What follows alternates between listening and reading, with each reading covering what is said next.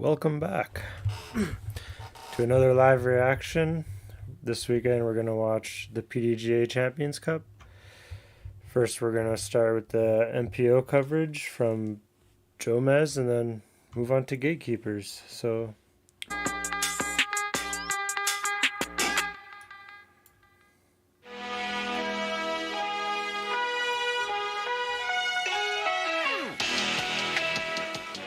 Hello, ladies and gentlemen, and welcome to the first professional major of the year, the 2023 PDGA Champions Cup here in Appling, Georgia, at the IDGC. He's Paul Uliberry, I'm Jeremy Cohen, and we're going to bring you all the action this week. Beautiful W.R. Jackson course. Paul, so good to have you here. Oh, thanks. Good to be here, and oh my gosh, look at what we have here. $5 mystery teas, you kidding me? Don't tease me, Paul. Oh my goodness gracious. You got to have swag on the course. $5. Jomez swag preferably. I'm biased, but get yourself some stuff from the Jomez site. We got a big sale going on. Big course, Paul. Big course. Best field of the year, maybe. And sure. It's going to be a beautiful week as well. There's a new layout too. They changed it up. Brand new layout technically. Hole 14 and hole 18 have been shortened in the tees, but they've been par 5s reduced to par 4s. Scoring is going to be difficult. Michael Johansson called this course a distance course disguised as a woods course. And I think that's a pretty good way of saying this place has long landing zones. And you're going to see that today as Paul McBeth is on our card last year, finishing the tournament with a 16 under. Just absolutely buku round. We have the hottest player on the planet, arguably, in Calvin Heimberg. He's going to be exciting to watch hit these lines. Isaac Robinson, the Georgia boy, the guy who just does not fear gaps. He rips through. Him and his brother, I swear, with drivers, they don't care about gaps, folks. It'd be exciting to see him attack. And obviously, we have got the reigning PDGA Champions Cup champion, Chris Dickerson. Last year's champion. Loves East Coast Woods. Let's do it. Loves this tournament. This is basically essentially the perfect card. That's right, hole 1, par 4, 660 down the tube here. You can go left to right, bender to the corner, or you can throw the hyzer to try to get a little bit more out of it around this corner to about right here. And Yeah. then pick your choice of what gap you want to hit to come into this pretty protected green. Slightly uphill as well. Remember that when they're coming in. See a lot of people come up a little bit short. Paul hasn't been doing too well this season. Paul's got some good feelers out here for sure. Yeah, he's had a lot of success out here, just like every other place on the planet. Yeah. This game travels, doesn't it? Yeah. He gets an early tree going down the left side, kicks right. Birdie's out of play, you'd think, but he's done some inhuman things here. I remember One time in the playoff Heimberg between could play him, this hole Ricky, and pretty Simon, good. He was way out of position and still got up and down for the birdie.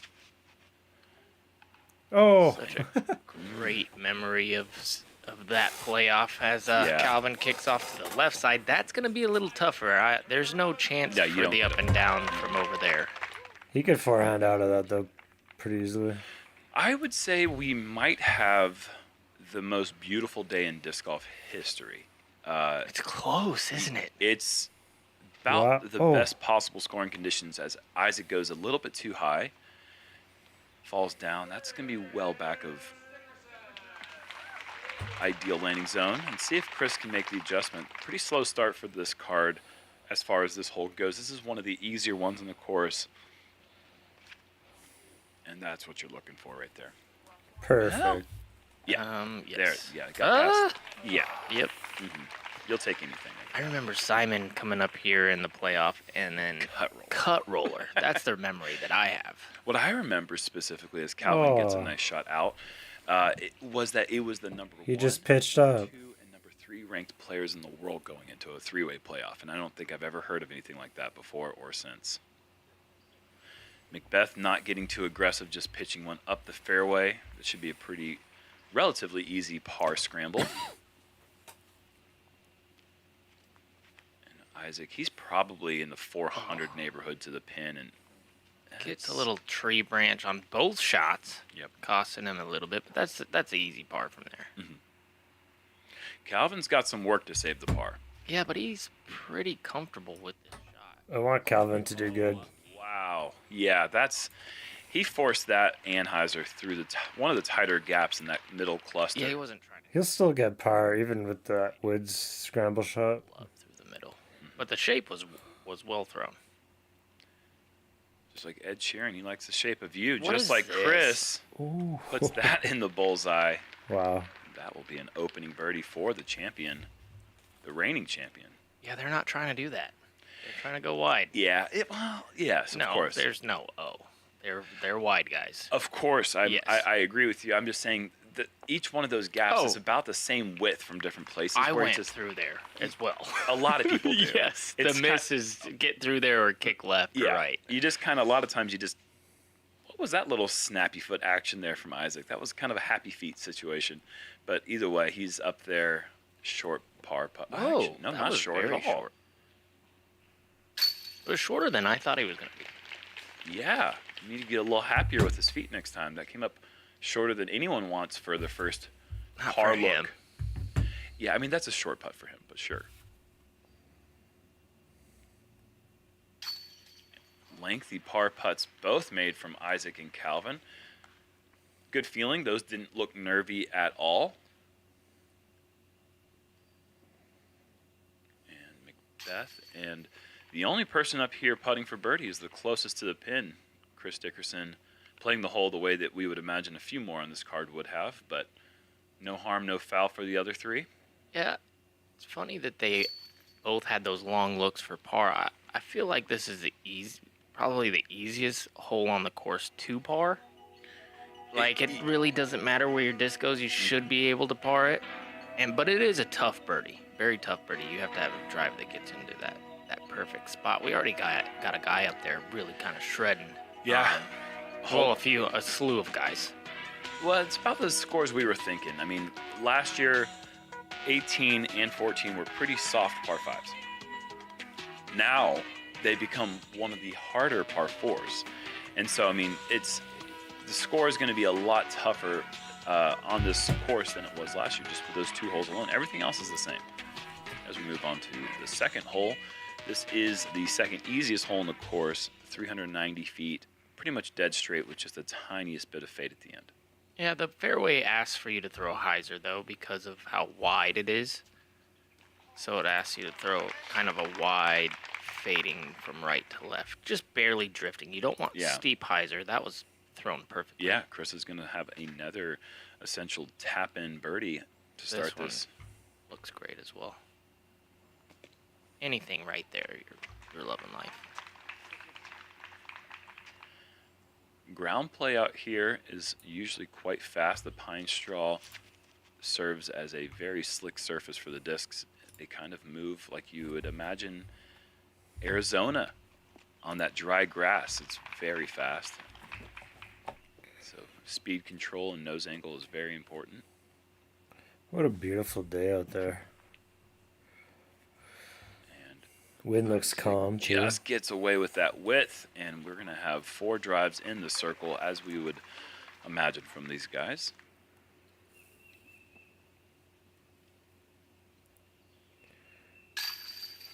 Nice. Paul knocking down the first birdie of his round. That's a good putt from the edge of the circle. That'll get him going.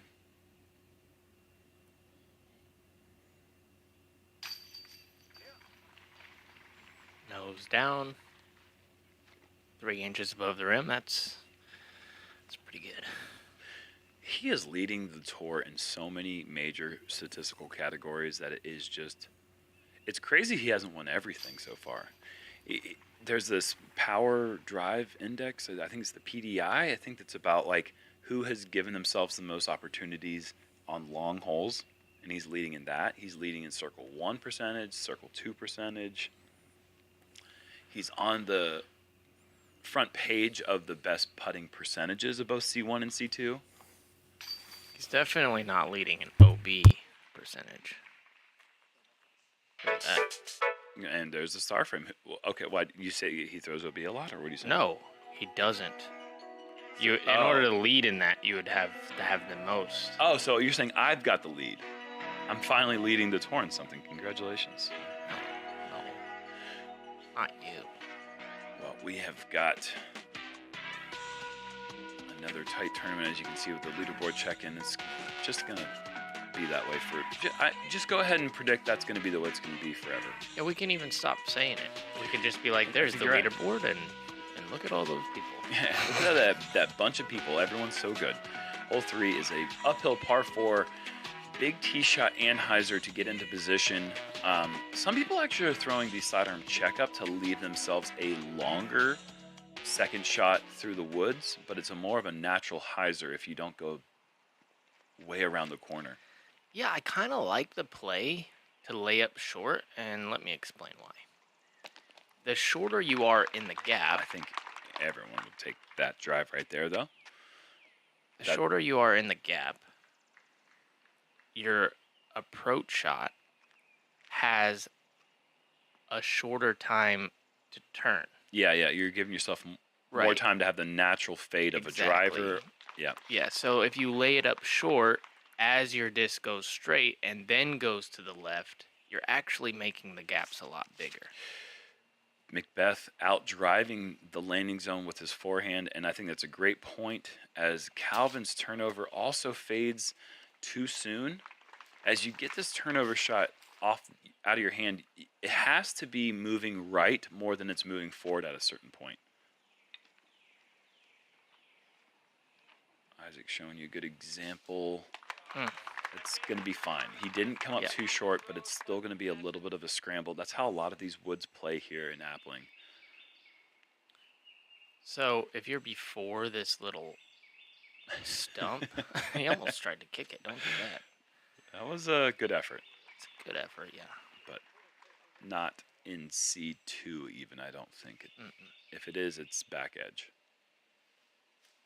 This is a tight gap between the tree and the little shrub, Annie. Yeah, and this is more of a play just to move forward. I don't think... No, actually, there it comes back at the end. It's fading a little bit. We'll have some long look at it.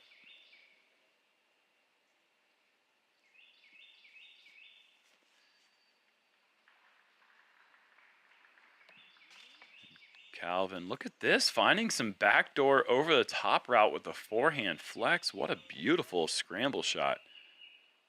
And once again, Chris, off the tee, best of the bunch. I love this. And 3 bullseyes to start his tournament off. Yes, please. I like how he went straight and he didn't try to take on any of the trees. Yeah, so Paul did find his way in C2, but low ceiling, lengthy putt through the woods gave that a half effort.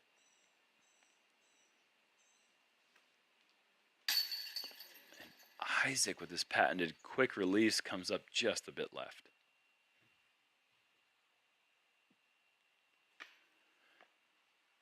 This was the hole that Calvin Heimberg won in the playoff against Adam Hammes a few years ago. If you guys remember that classic battle with Adam Hammes making every putt under the sun for about the entire week. Hat flying off. Flowy locks. Flowy locks. That's where he got the nickname that we all call him to this day, Flowy locks. Chris, what a great start. So important to get these early birdies. These first 3 all playing under par, but doesn't feel like you should be 3 under through 3. But Chris is, and that really helps set him up for a great round if he can continue this trend.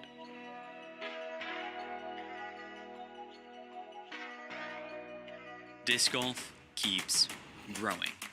At the Power Disc Golf Academy, we believe in adding power to the player to level up their game. That's why Paul Ulibarri, a top 50 ranked player, is taking the past 18 years of teaching disc golf and boiling it down into lessons across every subject. From driving, to putting, to drills, to practice, to improve your game with one of the best teachers in the game. Paul's business partner. No, I'm just kidding. David. Hole 4, par 3, 327. So we played a few par 4s to start it off. A pretty easy par 3, and this one gets on the more technical side. Really tight gap off the bat. Little fade. You got to miss one middle tree. Let's see if Chris can do it. Hyzer the whole way. That looks. There, it looks good. Is it long enough? I don't think so. Yeah, that's the key. You have to push the back edge, and then really start to quickly hyzer. But that's okay. These guys are probably going to make this gap look pretty easy, but I promise you, everybody on this card has probably had to scramble at some point in their career on this hole. It's a tough gap to hit. Because this, look at that. Beautiful shot from Paul. And he is going to find himself right at the edge of the bullseye. It's easy to miss a little bit right and pull it a little bit and then kick left, and that's a really tough spot to be in. It's a really full mid-range, or it's a softly thrown driver, but I feel like a lot of people get in trouble when they try to check up on a driver because it is just a kind of an awkward in-between speed. I like when people take their most overstable, whether it be mid-range or driver. Yes. Throw it straight and let the disc do the rest of the work. That's the way to do it. Bullseye for Isaac, and Chris here to keep the perfect round going. Oh, that looked good, too. Chris Dickerson's Over holding the it years, down. I've noticed that he's taken a lot of spin off of his putts. It, like, comes in like floppy flyer. I'm not sure if that's on purpose. That's on purpose right there. I'm not sure if that's on purpose as far as Chris goes, or if... So far, the hot round is -9, I saw. Seems doable for Chris. Calvin should catch up, too. Yeah, I mean, I think we all are molded by our experiences and by potential trauma of putts that have gone past the basket. And they turn into floppy flyers? They turn into floppy flyers over time because you just are sick and tired of the 30-foot comebacks. That's why I think there's a lot of those young kids have such fast, speedy putts. These guys, So they shoot -9. all their venom, and then eventually they're like, "Wait, maybe I should reserve some of this For when I'm in trouble. for when I'm in trouble." And then that's how I'm shaped, at least. I don't know. On to hole 5. This is the first hole on the course that averages over par, and rightfully so. 3.02 average, which is actually pretty dang low considering how tough this gap is to hit and how brutal saving par can be. 432 feet, dead straight. Does blue on the map mean Mando? Paul off the right side last year. I don't know if they're doing this again, but there's a Rectech grill for CTP. Calvin. But last year, the Rectech grill was won on the very first throw of the tournament. Connor O'Reilly put the disc under the basket, and it stayed there all 4 rounds. Turn. And breaking its way down the fairway, getting an insanely good kick to bullseye. Whatever. Are you kidding me, Isaac? Yeah. Didn't they have a CTP last year for this one? Left side fairway. It's looking pretty good, and now it's looking real good. I mean, that makes the fairway really big. yeah. Wow. It's like playing bowling with the That was rails. amazing. True. You just got to strike. Chris, this is moving the right way. That's and really good. Yeah, I mean, essentially the objective is hit the initial gap and then just go, whew. I feel like he would have barely made it to circle 2 anyway. Yeah, that didn't have a lot of pace on it, did it? Oh, Boy. And there's why this hole becomes insanely challenging if you miss this initial gap. And look what Paul's left with here for his 3rd shot. Wow, great Really effort. good. Really great. I mean, he had to go so high. He had nothing. And now Calvin having to scramble. He's got to go high with the forehand. He's fine over there, though, I feel like. As far as the difference between left and right here is a lot like hole 1.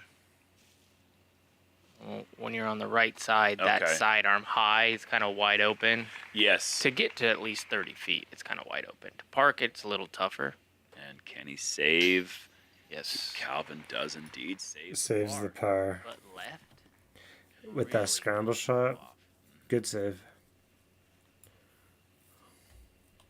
This would be a good bogey scramble for Paul, and he does collect it.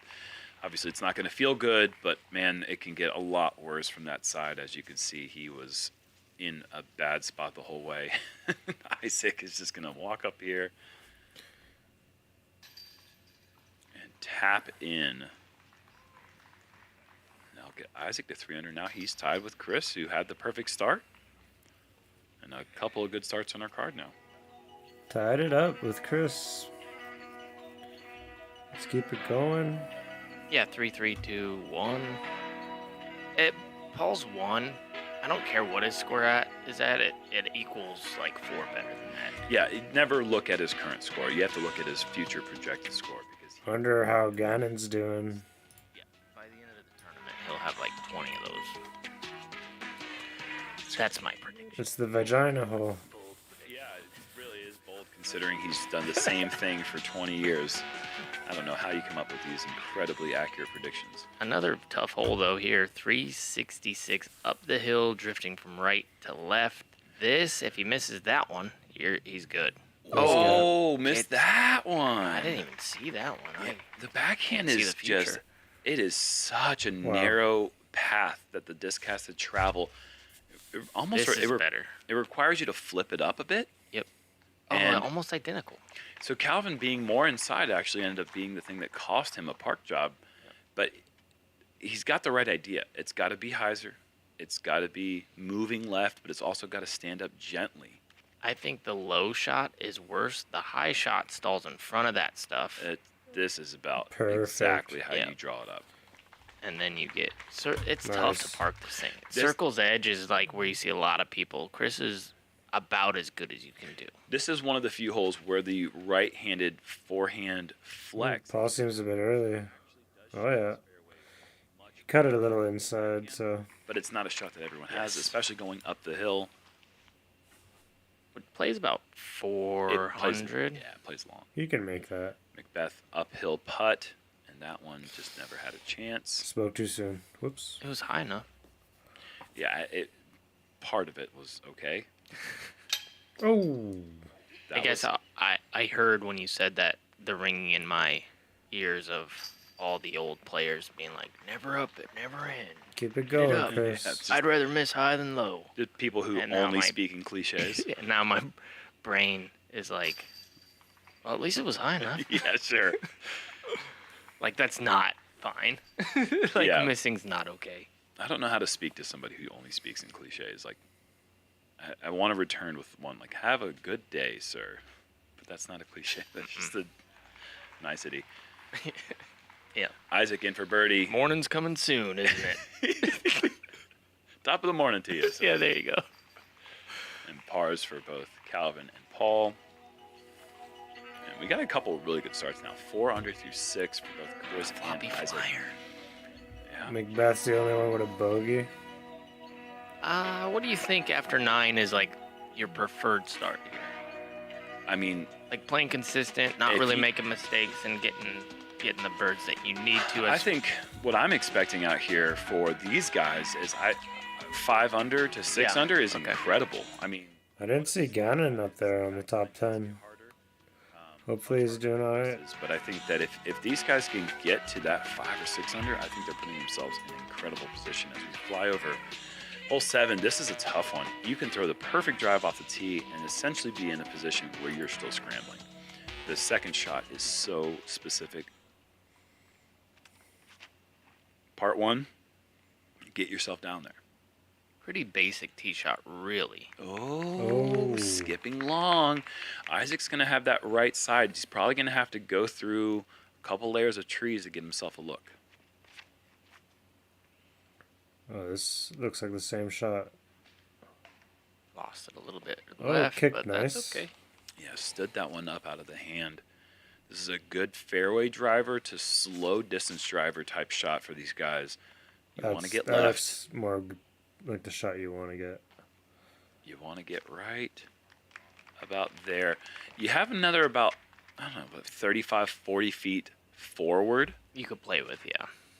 That would make the shot. Paul's playing it safe. It doesn't too. even necessarily make the next shot easier, though. That's the thing about this one. Look at Oh, It kind of, that. You think it does? I think so, only because if you get a little farther, you take the flex out of the disc that you need to throw, right? Okay. Like, then you can play one angle hyzer all the way to the pin. That's a pretty good effort from where he was, and Easy par. Yeah, he did his job to kind of get up there. But you see how Macbeth's gonna have to feather a straight shot or move it from left to right to get the big gap. Yeah, I thought that. Watch. Look at this get through. nice. Watch where Calvin is, and he's probably gonna be able to just do one angle. See what I mean? Okay. On hyzer, and that's what getting closer does. Didn't commit, didn't like it out of his hand. Bit Got short. away with Gets it. through, and he's going to have himself a pretty open look. You can see that right branch coming to your screen there. If you're pin high or you're behind the basket, you have this insanely low ceiling putt that becomes very, very challenging for the short proximity to the basket. Isaac pinched, like you said. Tough to do anything from there. Played with his brother, and let's just say they're both pretty good.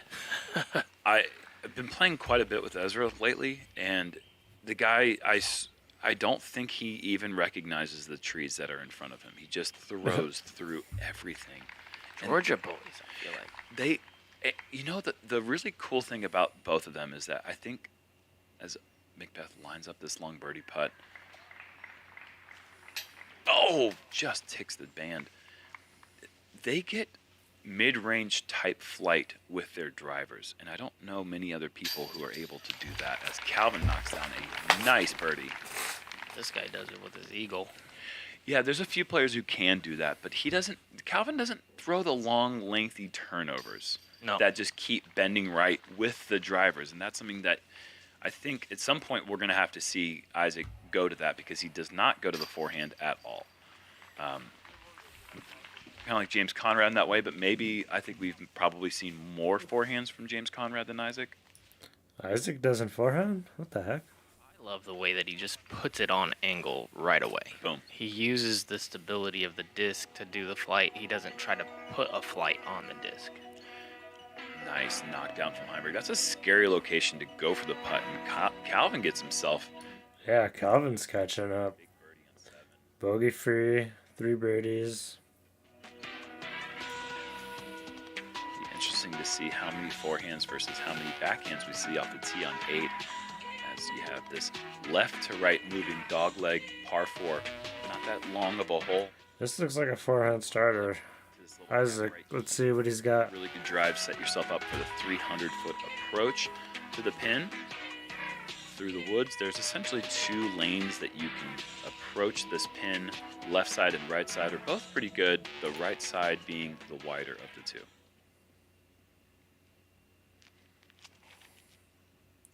High forehand with Calvin's Firebird, Was that too high? and That's what happens. That's You what kind of happens. just, it's like Yeah. so hard to get in the very middle of this fairway. I think the best possible type of forehand here is a high stall that lands on that right side and stays, but it's so tricky because you're playing with that early right side, which is just absolute garbage. You do not want to be in that Okay. early corner. Well, he See threw a how that one putter. is. That tree might be a problem. If it's not, then he'll have a hyzer type of shot into the green. He's going with a putter. I Yeah, don't he's going like zone.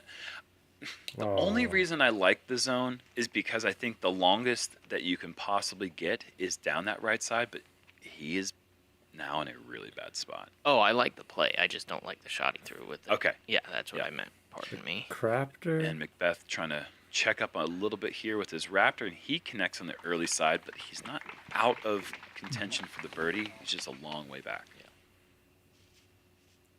Now Chris is going to have to come up with a great shot just to Oh get my into God. position.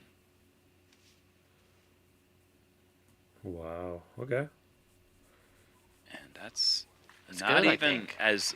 it's short of where he would even like his drive to be, I think. Yeah.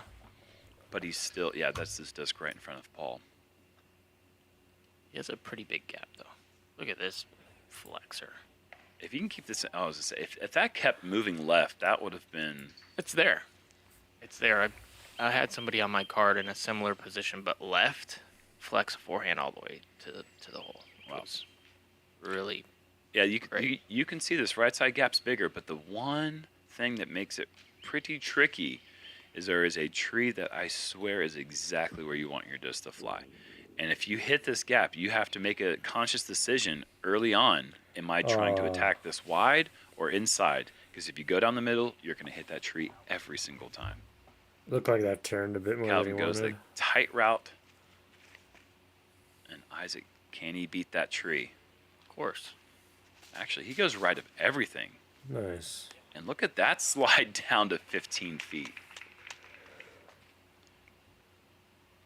That's going to get him to 5 under. It's a good upshot. Good save. Did Paul have a custom die on that disc? Oh, right here.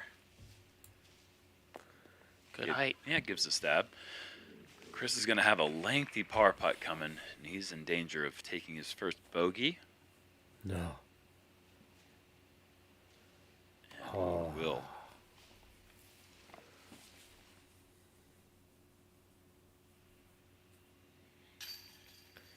So does Heimberg catch Casual up? 5 under now for Isaac. That's kind of defining his entire gameplay and his approach to the game, it seems. He's just very at ease, it seems, at times.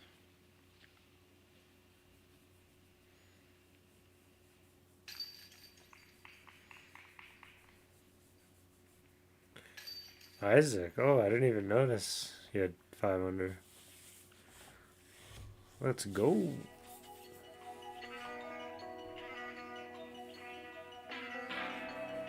Two-stroke swing there for Isaac. Silas Schultz still Conrad, holding 6, down that tied hot for round 6. thus far at 9 under. It's a good score. We've come to the end of the front 9, Paul. Yeah, this one's a tricky little hole here. 618. Initial tee shot is very tight, and you want to throw it straight really as far as you can for as long as you can, and then you want that whatever disc is to get really stable quick and move left, give yourself a short up shot. All kinds of gaps you can hit coming into the pin. As you see, this is exactly what you want. Wow. I mean, this Just flies the road.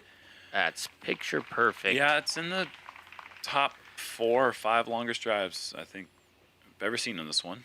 Beauty. Can't really shape the fairway better.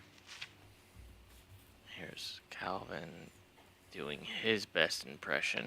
Of That himself. could be going too far, and it is. I think every time Calvin steps up to a low ceiling tight gap, he's just like, God, I'm so happy I'm Calvin Heimberg right now. Yeah, Paul likes being Paul, though. And there's a backdoor route right there. Flex forehand.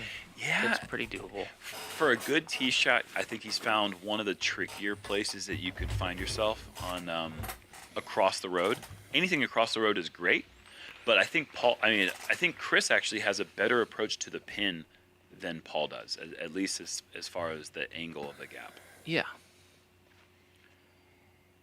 Yep. Pretty straightforward shot. Because you can go around to the right side of those trees or inside like he did. Mm-hmm. Only thing you can't do is those 2 trees in the middle. So Calvin in a little bit of a tricky spot. very Oh, tricky. no. Okay. Should be Fine from there. fine. And Paul, he's going to go backhand Flex. flexor, yeah, down the middle. But there are a lot more trees in the middle Actually, just straight turnover. if you're Beautiful. a normal human. Yeah, that gap actually looks pretty generous from there. Huh. Might be getting this one wrong here, but there are some tricky spots in the middle.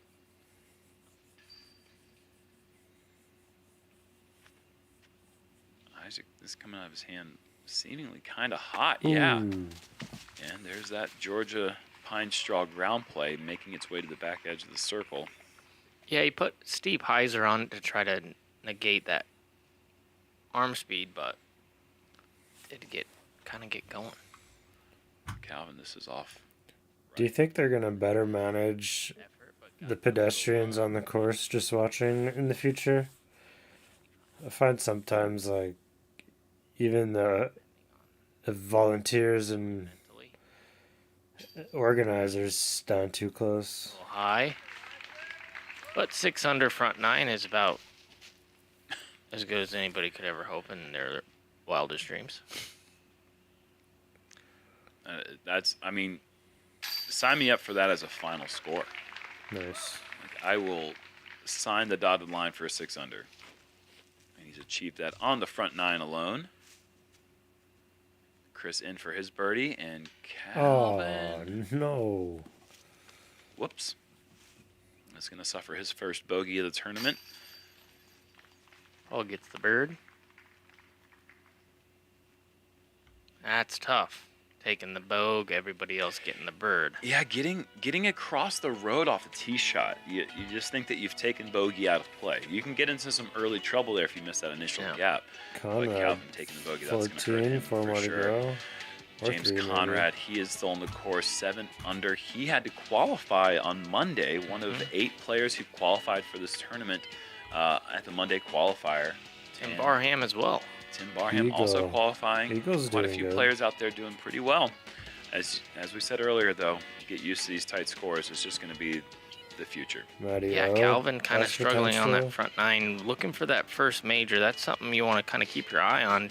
Got to get those Who's putts up and have that? an Oh. early start at these majors. Otherwise, 3-9. the field will run away from you. It's pretty much tied with Chris. Well, that's Not bad, not bad. So far, so good. Just gonna switch it to the back 9 now.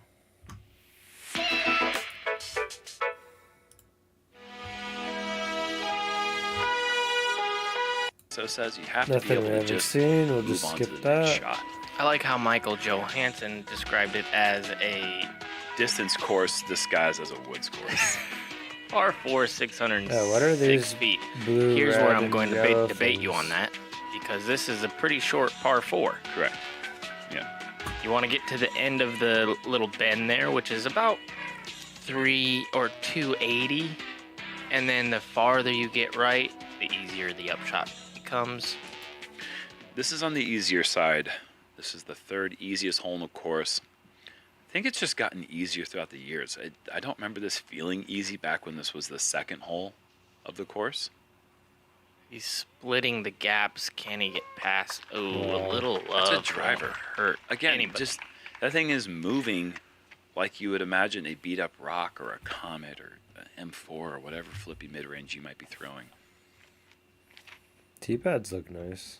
And here's what Mm, you normally do here. wow. Is that inside route. If you're throwing the mid-range or fairway driver, you want to hit that inside route. Yes. The outside route, I feel like Isaac kind of split both gaps. You kind of got a little lucky, perhaps. This is Yeah, overturned. kind of bad. Didn't even see where it went. Eagle. Throwing a Calvin. Ah, don't like the right side kick off the Nice. ground. But it's around the corner enough that he should have some sort of play there for the birdie, maybe. This is roller. Look at that effort from Chris. Oh my gosh, this is Yes. To the awesome. bucket. Oh, wow. Chris Dickerson. That was Perfect. something special. Yeah, that doesn't happen from there. Oh Folks. my gosh. Deep. Wow, I didn't think that he would have any play at all. Stand still, back to the basket, flippy disc, turnover roller. Wow. Paul gets a bad kick right there. That would have slid up well inside the circle, but now he's going to have to settle for circle 2. Yeah, you're not guaranteed anything with a good drive on this hole because each one of these gaps that you have to pick is Too many trees. you just have to really trust the one that you choose. Otherwise, you're going to hit a tree. Oh, wow. 7 under. Keeping things going. 7 under through 10 is spicy. Look at this tight little lie here. I want like, if you could just say you're gonna get 7 birdies at this tournament, I'm like, super, swell, wonderful. That's not necessarily true. There are a lot of birdies that you can get out here, especially when the conditions are perfect like they are today. Paul pushes that a little bit deep. His circle 1 putt looks really good. Mm. His circle 2 putt looks a little iffy. Chris, for one of the more unpredictable birdies, and he misses it high. And he gets a little roll. It's going to be him next. Yeah, that's annoying. Wow. Yeah, I mean, you're thinking yourself, you're escaping with one of the best birdies you've had in a long time. And now he has to work for the par.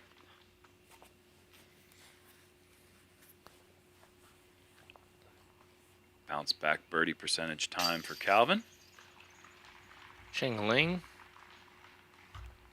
Hear them ching.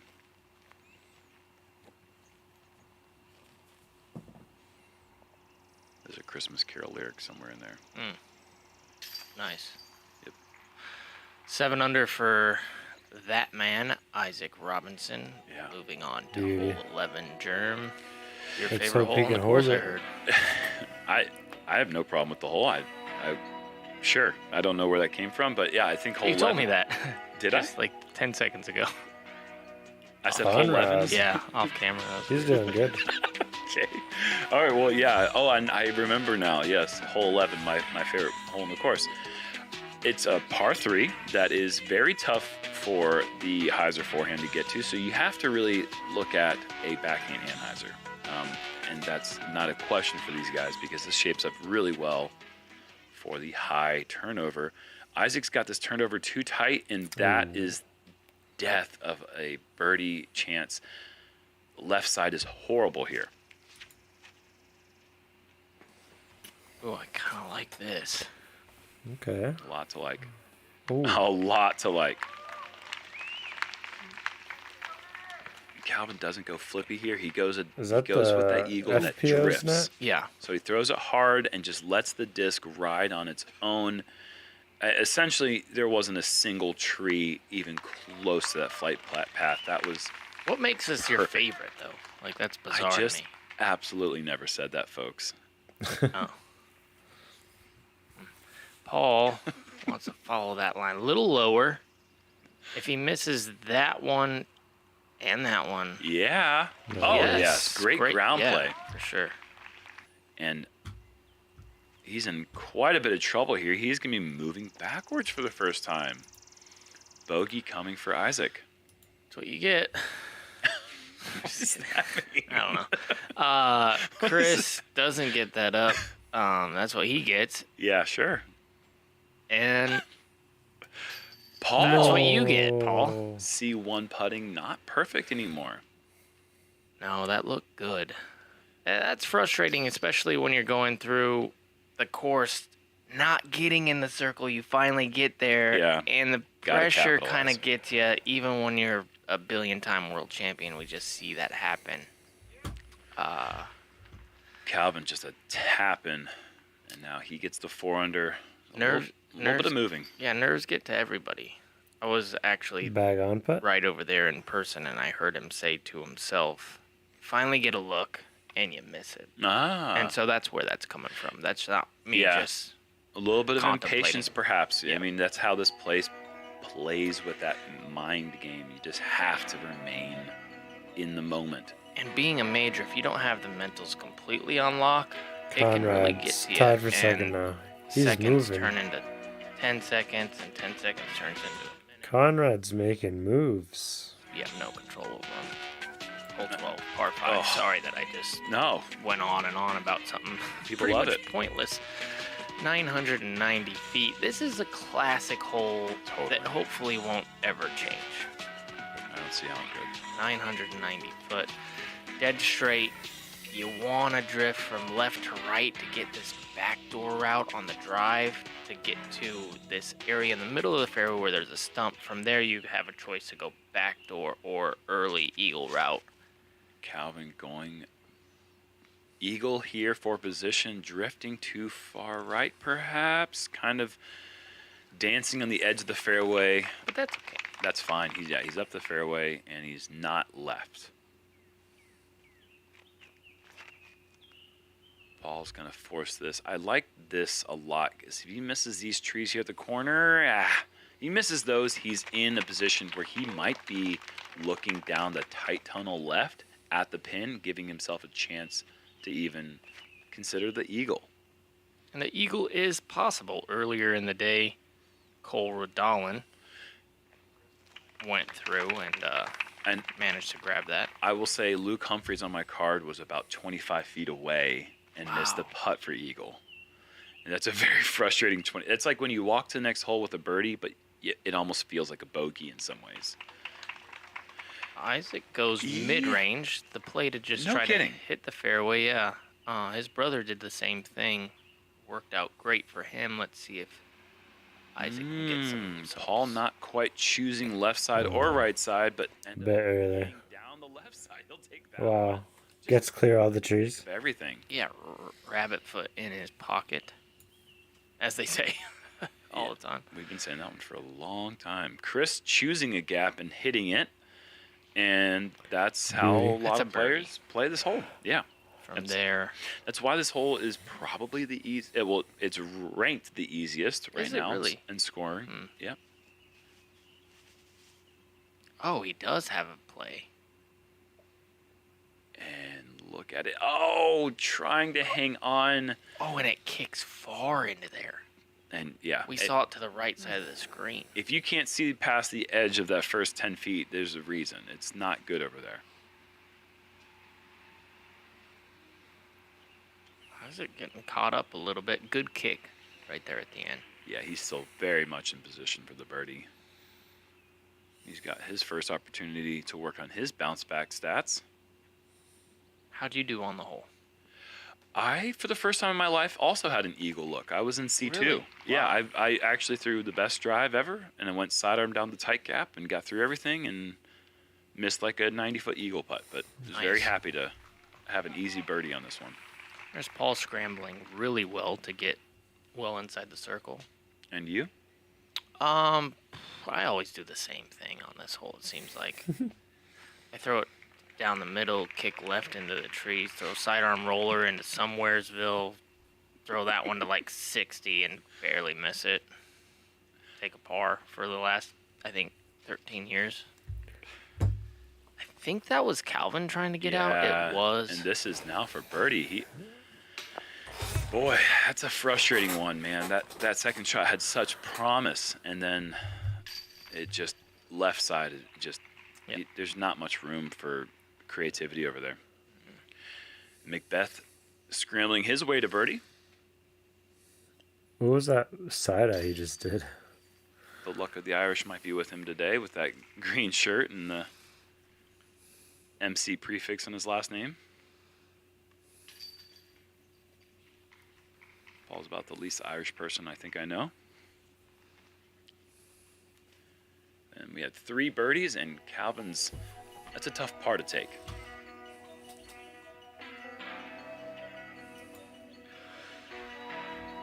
Yeah. You see that 7 under's in that 10th place position. Conrad, 10 under, hot round.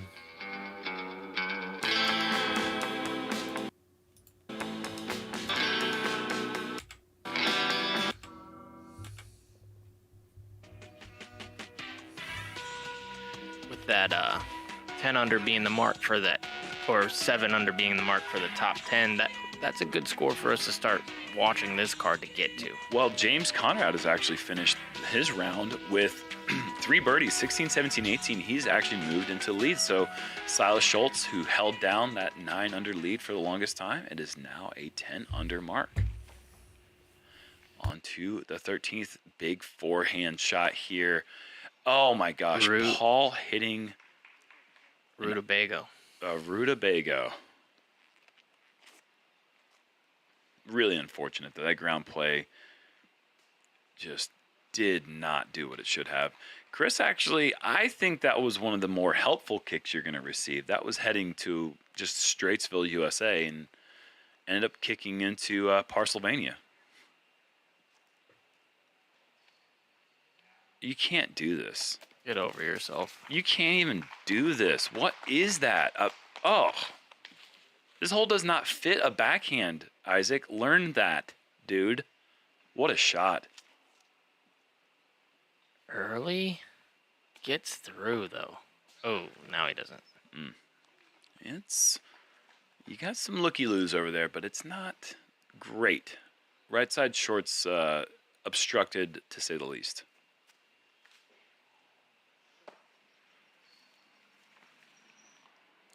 Macbeth from edge of C2.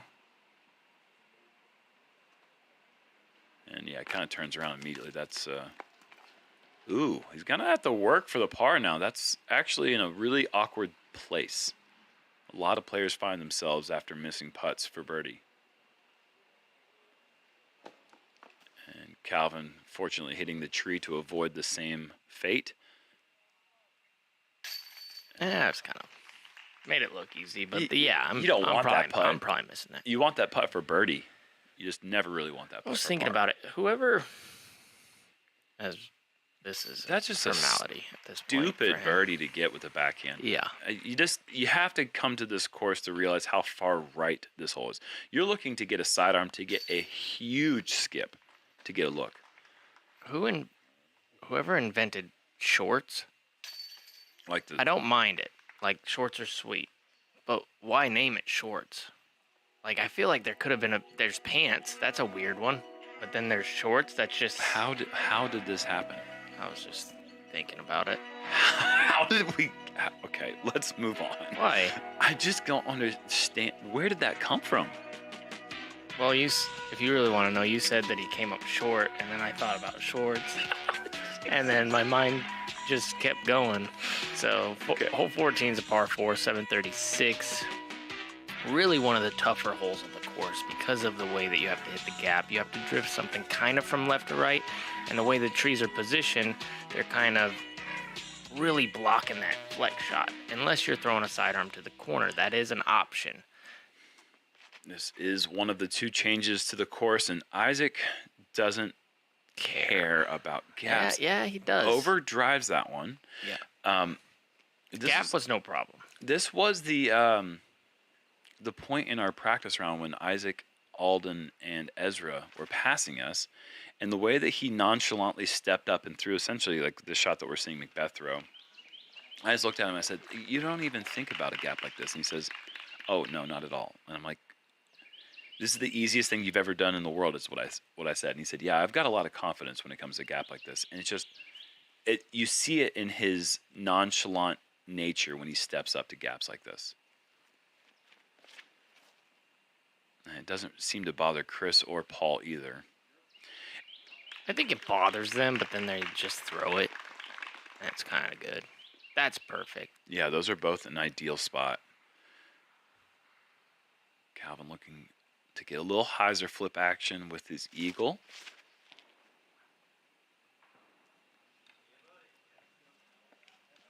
All of them kind of the same spot. Yeah, Calvin's just, such a good shot. Let's see, what is Isaac left with here? Yeah, he's just got to play this one for the par. Out of position, laying up to the tree that essentially becomes like that's like the focal point on your second shot if you throw a good drive. How can you attack around this tree? How far is Paul from there? I would say 330 maybe ish. Really? Yeah, maybe more. I would say something around that. And too wide and actually hitting the side hill there, which prevents the skip. Chris going flex and just nearly hugging that line. And just forget about it. Perfection. Just judging on the way that he flexed that, I would guess it would be a little farther. Yeah, I think 350 to 360 is probably accurate. Calvin's in the 330 range. See if he can get the ground play right. He's going inside. And hits the upslope right there. They just paved that road. I think it hit past the road, but that road is actually pretty soft. When I pushed my cart over it, it did the thing that it does on like gravel where it just like was very slow. And so if you hit that, it can potentially do some weird things with the ground play. Yeah. Paul needs to get something going. Get it in. We see that the leader's at 10 under. He's just stalled. I mean, 2 birdies in the last 9 holes here for Paul. Can't win every time.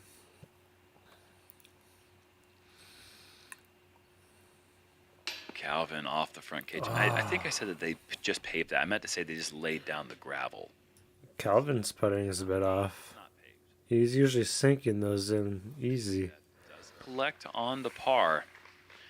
But yeah, like you said, Paul, he's just got to get things going. I mean, I don't know if he's looking at scores right now, but he certainly knows. He doesn't need to look at scores to know that people are kicking his butt if he's not getting these birdies. Well, he probably can feel it on this card. Yeah, I'm sure. I mean, on He this just card needs to alone, look at he's 5 Isaac. back of Isaac's pace. Isaac, 8 under. I mean, he's at the point in his round where he's trying not to bogey and just trying to keep the mentals in check. With that being said, Chris gets a really great birdie. He gets the 6 under, which is a good score. Was Chris wearing ankle braces? Looked like he had something on his ankles. They're okay with that. If you're 4 to 5 back of the lead with 3 rounds to go, there's no stress, there's no panic. Yeah, through the first round, I think that anything in the 6 to 8 under is going to keep you in contention, Looking regardless pretty of what someone good. shoots the first round. But yeah, you definitely want to avoid being more than like 6 to 7, 8 strokes back. The way that players are just consistently shredding these courses, it's so hard to make up ground as we fly over the par 4 15th. 714 feet is a backhand forced Anheuser flex with a overstable driver. That's what shapes the fairway the best. From there, a really, really, really good shot can get to the top of the hill. Looks like a death putt. Everyone else is going to have a pretty tricky second shot that's going to require over the hill, down the hill type of action. This looks great. Now it doesn't. Now it does. Ooh. Hey. It's across that ditch, which means he's got a chance. This is probably how you throw it. Yeah, regardless of what happens. Wow. He gets lucky through everything. Right side the whole way, doesn't touch a thing. Isaac living right. Yeah, that was a 2 turn. So let's see if Paul can make the correction on that. Wider. This Yeah. looks perfect. It's probably how it should be thrown. Yeah. That's Wow. awesome. And there you see, there's the top of the hill. Macbeth is going to be looking down. That's exactly where you want to be after your first. Heiser flip, late turn. Oh, Calvin's looks perfect. Look how big that gap looked because of the shape. Oh no. Oh. Okay. Ooh. That was Still, cool. Oh no. Oh no. Thought Yeah, that was that good. tree was gonna This is mess a him really, really tricky shot, though. Got to go uphill initially. I like the turn if it just misses stuff now. It doesn't. But that was going to be right there. Yeah, I mean, the only way to really keep the disc moving forward is to go flex. If you go hyzer there, you're going to come up short. So Chris knows that. Good effort, just too many trees in the way. Why does he want to throw the Anheuser? Can you explain that? Are you saying Isaac here? No, Isaac Oh. throws a miracle up there. The Anheuser here for Isaac, it makes sense because you can keep the disc moving down the entire way. Right, which is the same reason Paul or Chris is throwing Annie's. Anheuser, Once right. it gets over the hill, it's moving down. Yes. And then coming back to the basket. Oh, slithery. I think Paul would have been a Slytherin if he was at Hogwarts. Paul- He seems determined. Paul's caught a couple bad breaks coming into the greens today. I've noticed the ground play has just not been nice to him. Yep. Yeah, Paul's a bit off. And Calvin getting himself into the ditch. There is some casual water in there. He'll probably have to take a little relief back. Big death Or putt. take a little relief if he's thirsty. A little casual Smart. relief, Smart play. as they say. Something I would do because I They never said it's suck. against the rules to sip your lie. Yeah, Paul misses that little guy. He And makes this putt a Finally. lot easier. Wow. But that's his What a first birdie. outside the circle putt of the day. We're used to seeing him make a couple of those. Yep. Maybe the downhill lie helped him. He Get wants it. that one dialed up. Beautiful bird. This Yeah. is a tough one. It is a tough one. I never ceases to amaze me to see that this hole actually averages below par. That's amazing. Calvin with a Ooh. nice flex from an awkward stance. Nice. Yeah, it's the seventh most difficult, but in my mind, I just like you're saying, it's a lot harder than that, for some reason. Thomas Gilbert made it look real easy when he took a 2 on it. That's helpful for the scorecard.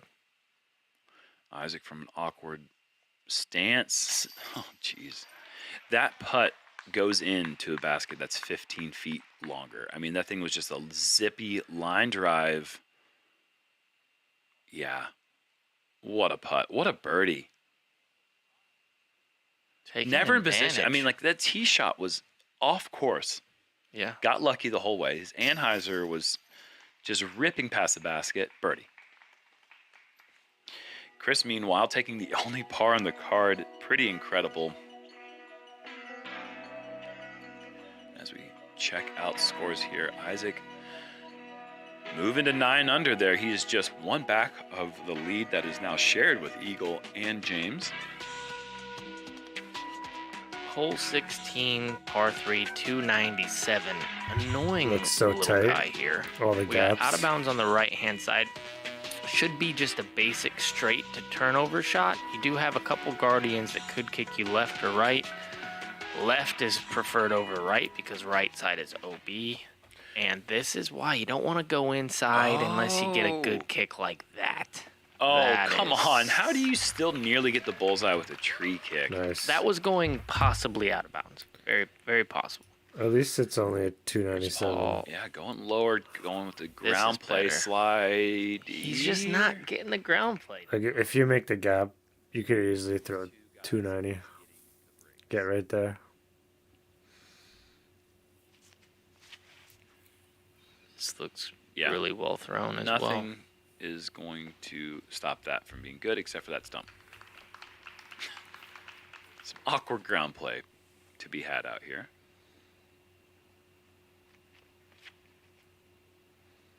Man, these guys really are pretty good. Same stump, dude. That thing is just a rejector. Playing some defense up there. See if these guys can convert on their lengthy birdie putts. Paul up first. And off left. Just not quite finishing that handshake with the basket. Chris does indeed seal the deal.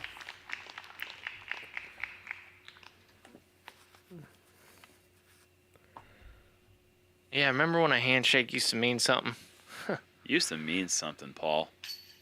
Oh, Nowadays, you got wishy-washy handshakes like that one from Calvin. It's Yep. just, Calvin and Paul seems like their putting's not normal. They're usually so much better than this. under now. Doesn't surprise me, man. He is used to this, used to these types of woods. I mean, he's a Georgia boy. This is where his game was shaped. A Georgian? That's not what they call them. Are you sure? Yeah, I mean, they're called Georgians, but Oh, really? I, You don't know. Oh, You I said thought I you threw knew. I think in no, there. it's a Georgian. I think I was right. Tied Anyways, for Georgian? first.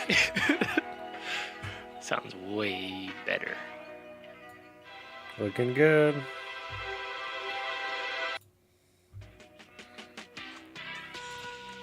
It would make sense that it would just be a Georgian. I'm just giving you a little grief there, bud. But who knows? Weirder Little things have uphill happened, especially the on hole right. 17. 588, tight gap off the tee. This is going to play tricks on you if you don't get to the top of the hill. It's just a scramble hole. If you do get to the top of the hill, hole plays pretty easy. It is a short par 4, but for how short it is, it can give you some fits. There is out of bounds. Way right as well. Big tee shot here for Isaac. Ooh. Ooh, we saw a fist pump before it's even done flying. Nice gap. That's why. It's the best drive Perfect drive. ever thrown the hole. You can't really throw it better than that. I've seen drives go longer, but they're actually in worse position. Chris kicking so far right, he could potentially be able to access that backdoor route that goes up what used to be hole 16 on this course. Pretty open cheater gap over there. Oh. Macbeth kicking left. There's no cheater gaps off to the left side. Yeah, Isaac's drive just blew me away. It's so good. It's hard to even imagine how easy his approach is going to be. And Calvin's trying to do the same thing. I mean, that's essentially like the second best drive I've ever seen. But look at Isaac's drive. It's another 45 feet up the hill. Pretty good in my books. Oh, I already Google searched it. It is Georgian. It's just, No. what did I say? You said Georgian? Something. Georgonian. I just threw an extra G out there. Oh, Well, that was so off balance. It looked like maybe he was trying not to hit his. Looks like Paul just gave up.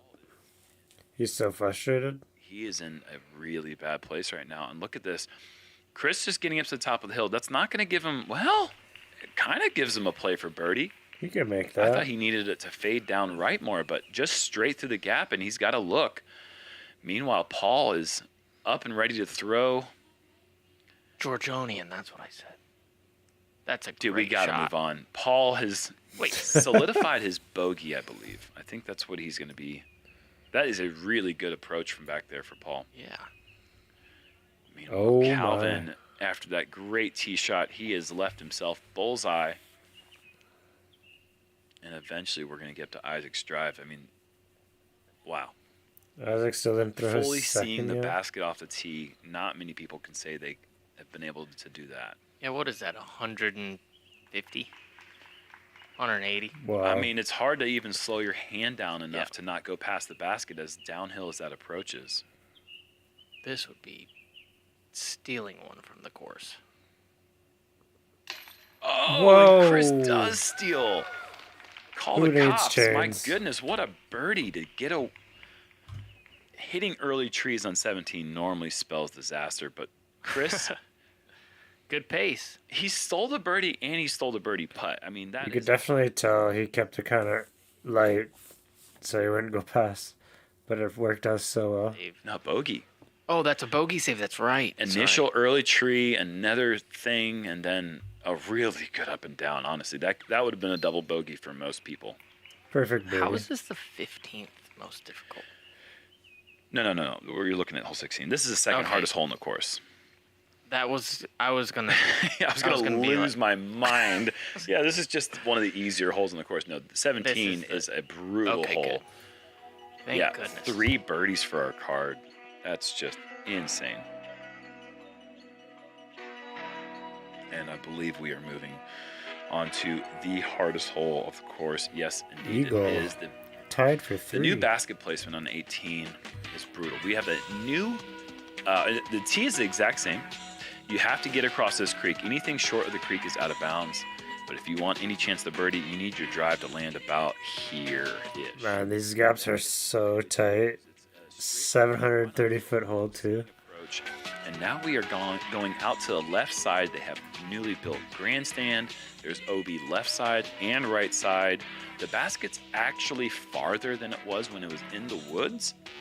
And it's harder to get to, and the par is a 4 instead of a 5. So they just made this hole an absolute bruiser. Man, is he Isaac on just one? does not care. Gets the Right gap. next to He's playing your so old well. roommate, Tom. Yeah. Good old Tom doing his job spotting that one makes it easy for him. Oh, yeah. Might go a bit left, but It's one of Tom's favorite he got over things the to share with creek. people. Did you know that Paul Ulebar used to live with me? It's one of my favorite things to share with people. It's pretty cool. Good guy. Great spotter too. Oh, Does a lot of flexing? work out here. He does work at the USDGC. Yeah. Hole 9. Nice. And I don't know if he was quick enough to move out of the way if that tree didn't stop it. It was heading right for me. He just did not seem to care one bit. I think he's been on this hole all day. He's ready for a break. Oh, Macbeth is he moving gonna this hit the one. same tree? These shots are so good. Oh, And that being said, Paul's drive being turned over means it's going to be really tough for him to get a look, but you know he's got to be pressing. After that bogey that he took on 17, he doesn't want to put himself in another position like he did in 2022 when he had to shoot the 16 under to jump up all those spots, but he is 8 back of not just the field, but the guy on his card. Well, that was heading out of bounds. yeah. Well, That's the a guy on his good card break isn't right first. He's gonna be lucky to get out of there with 3 under. So it is If he still can 8 capitalize strokes. and make a long putt, that would be incredible for him. Is that Ooh. putting range? I don't know, but I mean, what isn't makeable range for Macbeth, especially when he's determined at a major. Yeah, and he's only 3 under. Calvin missing the mark a little bit, staying in bounds. He's got a lengthy look for the birdie. And let's see what Isaac does. Is he going to try to make a play here for the birdie? Yeah, of course. I mean, that's a mid-range. And that's a Nice. well-thrown mid-range. Such a difficult hole to get to. Hey, look at Chris's ankles. He's got some sort of brace on or something. Chris, well played. That's a good round right there. That's going to be a tap-in for a solid 8 under par. And you were right. Paul's right there for the bird. And once again, Yeah, but The he's deep putting's putt. off today. unable to find the basket.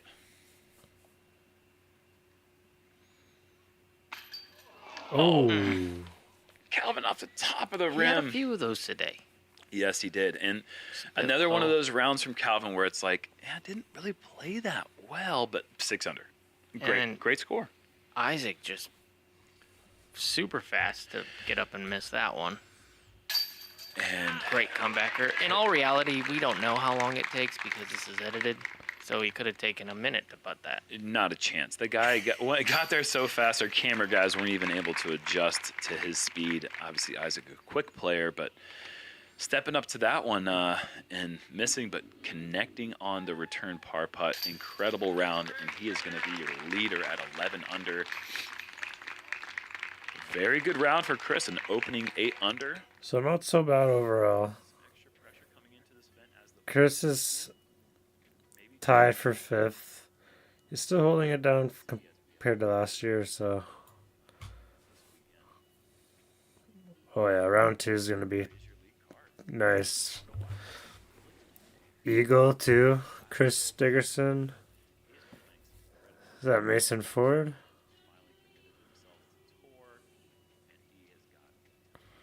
Where's Burr?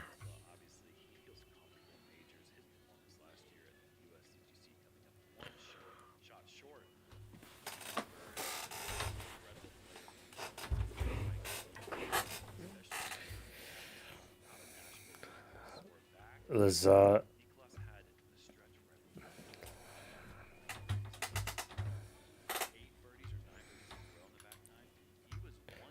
I don't even see Burr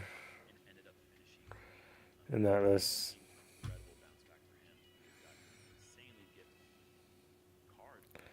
Wow. We'll see you there. Thank you to the Founders Club. See you tomorrow. I'm gonna switch it to the Gatekeepers coverage now.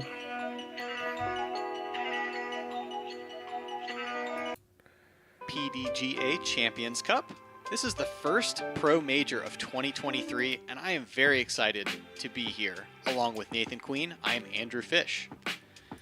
I guess we'll see Burr now play with Eagle, unless now we'll see exactly what happened to Burr. From the previous years, and I'm excited to see what those look like. Yeah, absolutely. This has been kind of a staple as the Hall of Fame Classic, 2017 Worlds, and most recently the Champions Cup. Our gatekeeper, Oh, this whole card looks so nice. It's gonna be interesting. Gannon Burr and Niklas Antila. And here you see the world rankings with Gannon Burr recently jumping up to number 1 with his chase card win, 2nd of the year out at the Blue Ridge Championships. Straight into the bag checks, we've got Simon Lazat. Same bag as he had at the last event that you saw, putting with the anode, going to be throwing the hex and the pyro. And then maybe disking down to some fairway drivers in these woods with that defy. We've seen Eagle McMahon on Gatekeeper Media already this year. He's going to putt with those Rainmakers, and you see he's loaded up on mid-ranges, MD1s, MD3s, a couple of Mutants, and then a bunch of fairway drivers. And into Gannon Burr's bag, putting with the PA3s, there's a lot of that M2 for his mid-range. And I think he goes with the D2 a lot for the distance shots, but maybe see, again, some disking down here in the woods.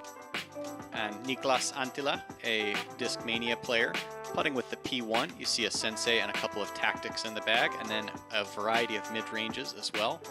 He told us he's got a lot of discs. Look for those FDs to make some appearances in the woods. And speaking of the woods, we start off in them on hole 1, 660-foot par 4.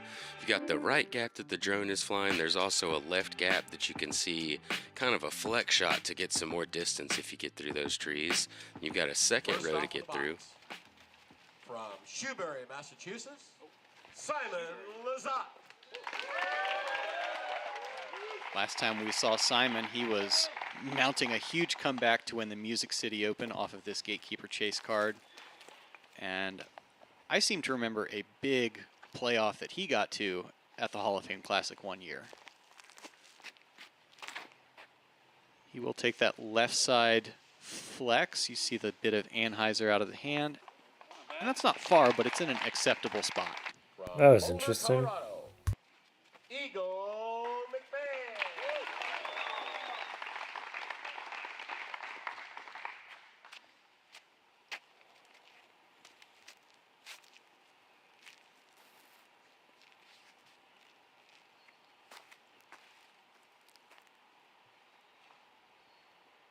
Looks like he's lining up the right side.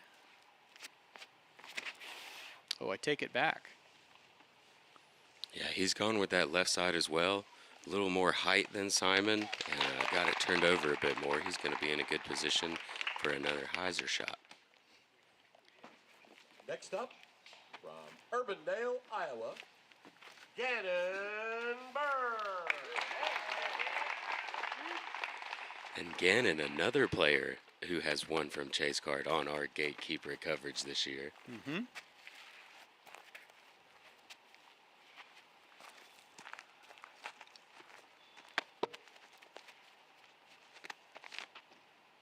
Gannon played the Blue Ridge Championships, winning off of that Chase card. That kind of leaves him a short week of practice for this first major of the year. And from Kuopio, Finland, Niklas Antila.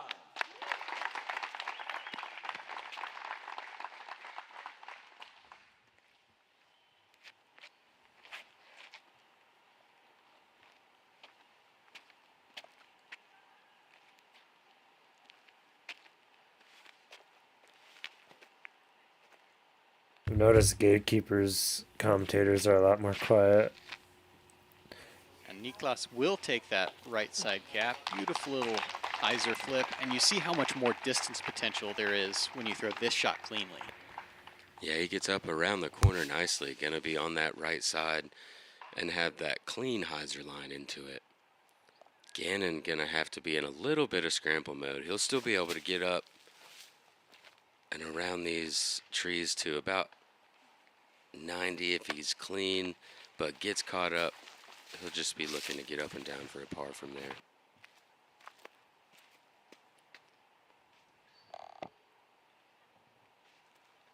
Simon's worm burner first shot still leaves him a hyzer, plays up the right side, and this is just over for too long. Does work his way to circle 2.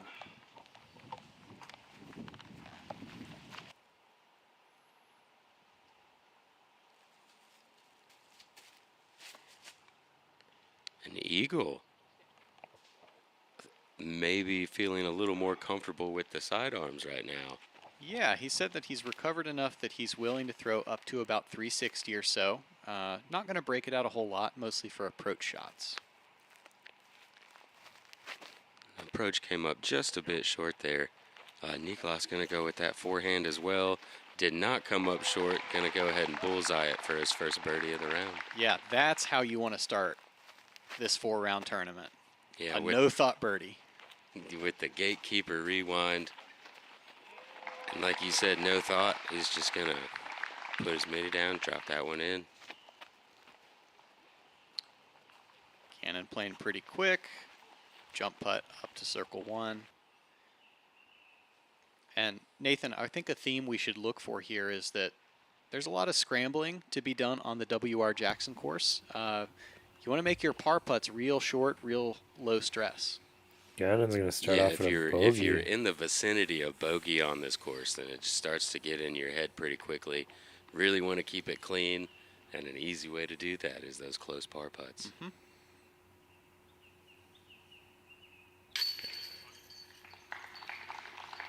Oh, wait, it's par 4. Never mind.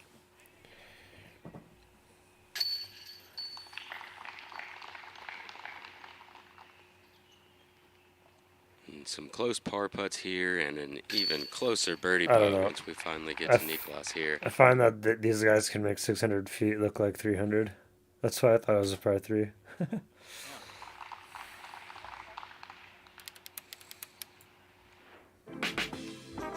Hole 2, one of several par 3s on the front. It's mostly going to be backhands thrown to flip up. It's a 390 shot, but you can get a lot of ground play here. There is a left gap as well, but I sincerely doubt that these right-hand backhand players are going to even consider that. Likely looking at fairway drivers, possibly mid-ranges if players want to get a full swing. Nice. Yeah, Niklas made that look a lot more stock hyzer shot than it really is. You need something to push forward a pretty good bit. Whatever he threw there was a pretty good neutral stability where he was able to have it on a hyzer but push forward, kind of like what Simon's doing right here. And that also going to funnel towards the left side of the circle, but well within putting range. Is that Nico in the background?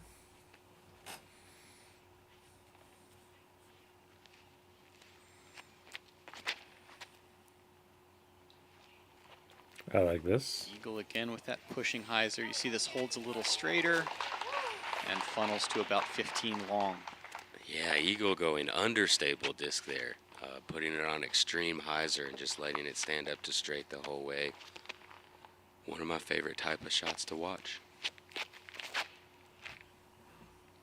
And Gannon going to test the right side if this has stability. Wow. Good touch to circle's edge. I know he'll take it. Conditions for this round ideal. About 80 degrees, couple miles an hour of wind. So this is about as good as you're going to get for scoring opportunities on W.R. Jackson. Smooth. It is, and there's Simon's first score. He's going to put him to 1 down on the round. Gannon just a little bit right on that one. We're used to seeing him make those, but not really too much wrong with that. Plenty of time to settle in.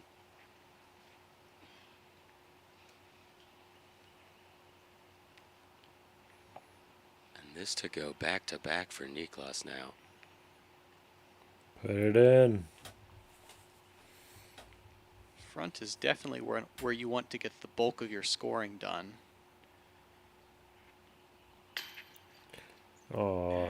And Niklas, something's wrong with that. Just a little left side, low, nose down. Yeah, he should have left that first putt maybe 5 feet farther so he got the rhythm in. Yeah, get your reps. That was actually his first putt of the round, so hopefully got that shakiness out now. Mm-hmm.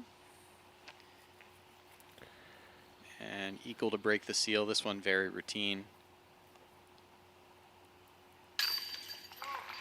And makes it so.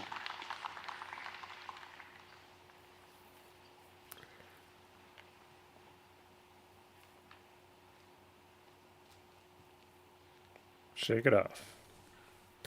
See how deliberate Niklas is.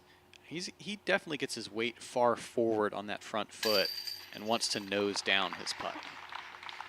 So staying on line is very key for that. And That brings us into hole 3. I believe this is the 3rd year that this hole has been around now, 726 feet, and it has looked better every year. Lots of underbrush cleaned out. You've got, as you can see, kind of almost 2 dog legs is what it looks like, but then if you're standing on the tee and you look straight, you're kind of looking at the basket. These backhand power throwers may try to bite off a lot with a big high turning shot like this. You're kind of hoping to go far and maybe you'll get some fairway. And Nathan. That's nice. That's so far. That's a lot of fairway. He's looking at a straight second shot, I believe. Potentially, and perhaps within 300 feet or so. It's hard to bite that much off. Eagle following the same line. A bit further, maybe? Diving over just a little Not bit even. faster. He's going to end up on that right side. Sometimes you can end up with a line in there, but sometimes you can end up with no swing also. Mm-hmm. A big theme here is going to be I not hope just this hole, but this making looks like it'll forward flex out. progress on every shot.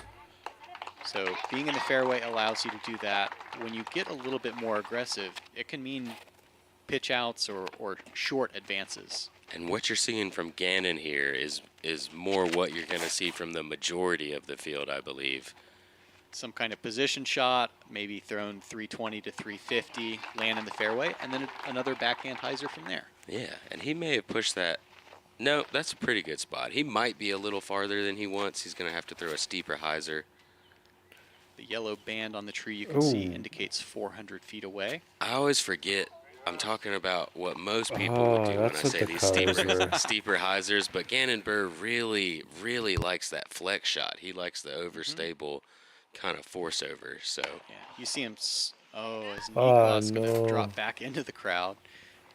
Gannon did a good job pushing the back wall to fight through. This is what I mean. And I How think you get in most people trouble stand here too when you try to be close. too fine testing the inside. So Niklas from well back on his third. go Braves. Saw a couple hats back there. And it'll kind of stall his momentum temporarily as he's likely to have to lay up for a 5. It looks like Eagles has some pretty good airspace over there. And A nice. good stop by the tree Oh, leaves him yeah. inside the circle. swings it in nicely. Simon, stand still. That was a dirty little smirk he had on. It's because he knows. He knows that's the easiest upshot anybody's had on this hole. Probably. And he gets it up there inside the circle. Niklas, little nose up to try to kill the speed. Touch of flex. Well done. Like that's the low stress bogey. That'll keep his round going without having to panic about a 28-footer for bogey. Yeah, you could tell he wasn't too stressed about it. Sometimes you'll see players try to give that a chance. End up circle's edge or circle 2 for the bogey putt now. But very nice touch. Simon with a nice birdie. Gets a bird on the table. Gannon with a nice birdie. Yeah, from well back. And stylistically, this course very different from everything we've seen on tour so far. Shout out, MVP. Glad to be on the team. It's a whole new project and grip equipment. Like and subscribe my YouTube channel and check out Beyond Disc Golf on Joe Miss Pro. Kyle Klein stepping up for the birdie on 18. Hole 4, another par 3, 327 feet, playing gently downhill. When you hit the first gap, you need to start moving left. The basket's pretty guarded, but the long side of the green is definitely more open. I expect to see mid-ranges thrown for air or some fairway drivers to play a skip.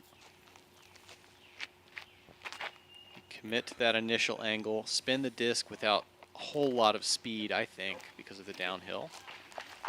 And well done by Simon. Just like you spoke it into existence. Eagle going to be looking to match that. This is the mid-range play, I think. And pretty good shape, just pushed a touch long. You can see it came a lot faster off of the hand. He had more speed on that than Simon did. And this could be trouble. The worst hole in the course for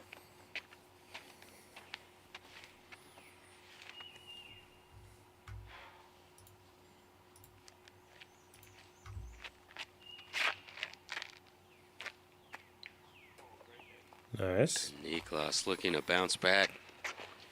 Gets cleanly down the fairway. That's going to be right around circle's edge. I think so. Shout out to the gatekeeper crew. This is a very, very difficult angle to film because of the steepness of the way the fairway breaks. Yeah, very late turn. And once it does turn late, you've got that wall of trees you were talking about that's kind of protecting that green. Get up. Eagle with a responsible layup. There's no sense giving Responsible. that a bid as it does continue to play downhill. This would be a great bounce back for Niklas if he's able to connect here. Ooh. Oh. That nose Nasty down roll. putt Oh, man. hits cage and then a pretty brutal roll back to circle's edge.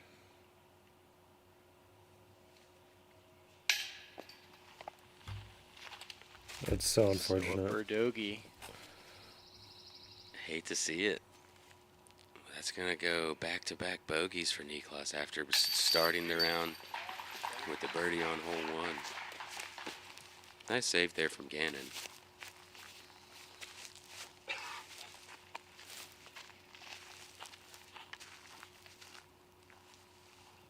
Is Gannon just played a par game? And early on, Simon's spin putt looks very direct, very driven. Gobble, gobble. And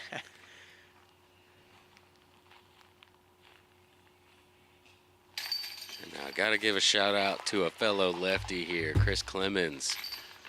I know you threw a forehand, but nice ace. Brings us into hole 5. A very neat par 3 is one way to put it. 432 feet. Very specific straight shot. You can get a little sneaky off to the right or their left side if you drift just a little bit, but right-handed backhand fairway from these players drifts just a little bit right, fades back left is the ideal shot to park it. This is a really good series of stacked gaps where, wow, almost done well by Simon, where you're throwing your disc and you have to navigate several different field goals. It's making you play, you know, a more deliberate multi-angle shot. Eagle with the hyzer release, trying to get the drift. Oh, what a shot. And that follows the contours of the little valley. And gonna get a birdie look. Yeah, slides on down there nicely. Get See- that rewind. Tell you what, the wings of that disc go on a journey. Oh man, that takes so much touch. That was nice.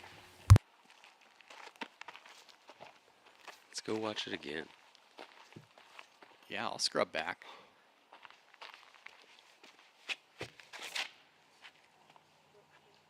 Gannon gonna try to follow that. Oh man, and so close. Very good shape, just didn't have the left start that Eagles did. Niklas currently sitting 1 over. This is kind of not the hole you want to be messing with when you're 1 over. Oh yeah. And he's definitely happy to see that second kick drop him back down in the middle.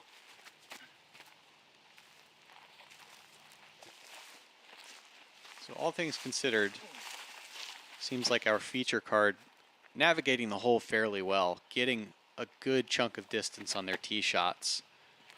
Yeah, this is the 4th hardest hole on the course that did average over par today. I believe there was just 4 holes that did average over par. And I believe this is the only one on the front 9. Also, the only par 3. Huh. Good outshot. And eagle for a stroke on the card and most of the field. All right. Yeah, that puts him to 3 down on the round, tying up Simon.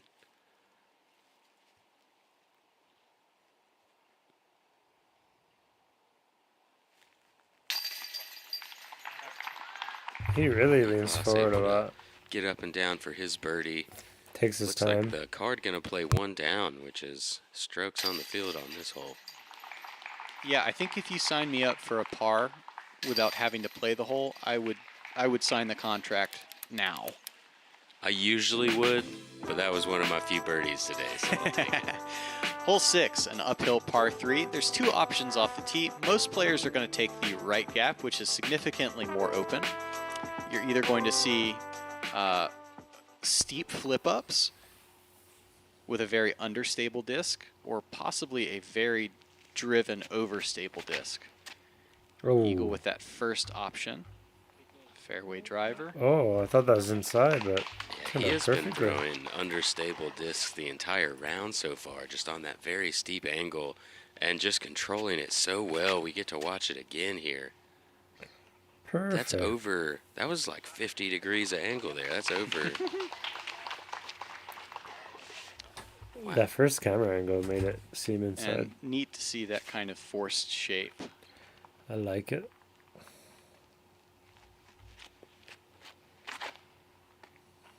Simon going to try to follow it. This is a little wider and a little more overstable, so it flashes short.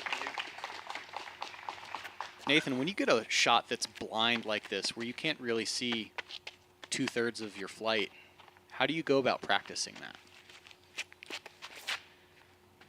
Well, ideally you'd like to have the same disc. You can, the same disc that's going to have the same flight. You can throw a few different ways, and you know when you throw the shot that you want, so that way when you get up there you can see where each disc was at and what adjustments you need to make. Yeah, absolutely. This is not one that you're going to solve with one practice round. You're going to need to maybe pick up, walk back, and try a couple different things. You may get close enough for a birdie one shot, but that doesn't mean that you were going to know what you did the next time. Gannon forced to lay up. That might have been a little speculative. Maybe I'll dunk it. Yeah, and he just makes that look pretty easy. 120-foot jump putt there. Right. And Niklas's discs seem to really like that edge today. We've seen quite a few of them stand up and roll a little bit already. For sure. On gently sloping greens too. There's going to be some more hazardous ones yet to come. And if Niklas is yet to go before eagle,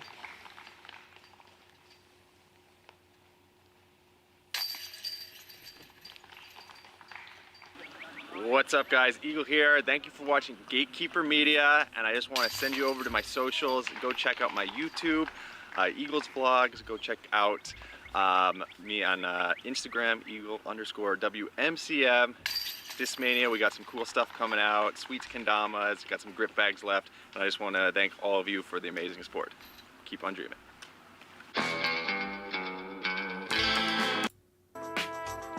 Brings us into hole 7, 744-foot par 4.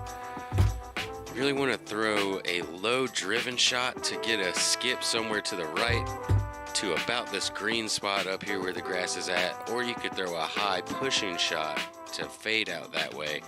Then you're going to have a hyzer kind of around this valley What the heck to was hopefully that? get to the basket. But really dependent on where you land on the tee shot, what that second shot's going to look like. No. eagle, this is Okay. very early. Wow. What? Tell you what, Couldn't that's the ask kind of for anything boost you better. get that gives you 250 feet. You only get that when you're 4 down through 6. This tee pad had been moved back a few years ago from the original design and kind of turns this into a fairway driver, distance driver, choose your poison. Simon with a good shot. I don't think that's nearly to where he exactly wants to be. He'll have to scramble a little bit. Yeah, that's a little farther back Gonna add a little bit more flex to that shot. Gannon, this is thrown well. Looks like it's also coming in a little early, and we'll have to scramble. Those are still birdie opportunities.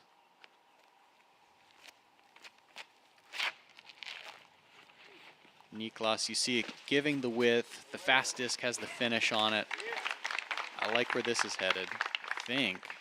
Yeah, that push just a little bit long right. And there's a chance he could have something there.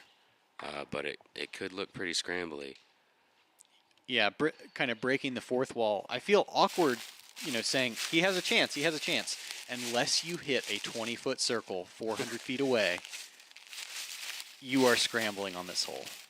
And here's that little chance that we were talking about. It looks like he's nailed it pretty well. That was a very tight gap. He's able to navigate all the way up to circle 2, maybe inside circle 1 there. Gannon kind of playing the high route rather than the valley shot. So close. And you see the frustration starting to mount as Gannon is only one down on this 7th hole. He's used to excellence. Simon has found that honey spot, able to play the fairway driver straight to finish. Can't quite climb the hill, but is in circle 1. Oh yeah, fantastic shot there. Had to put a little bit of straight on it, not really a turnover, but just slightly straight instead of hyzer. Gannon going with a very aggressive angle there on the forehand. Gonna turn that over into circle 1. Give himself a chance for par.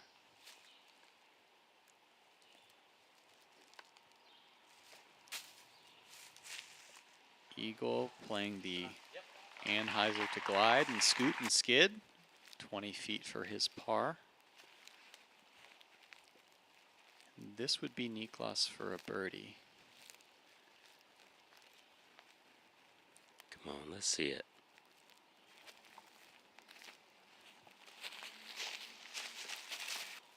Stress-free par. Yeah, that counts for something. This is one of those dangerous greens. Gannon's now looking straight down the hill. Good little band tap, and in for his par. Yeah, he's keeping it clean. Just got the 1 birdie so far, but no bogeys, which says a lot. It keeps you that way. You see that again. And a big fist pump in the background. Love to see the enthusiasm.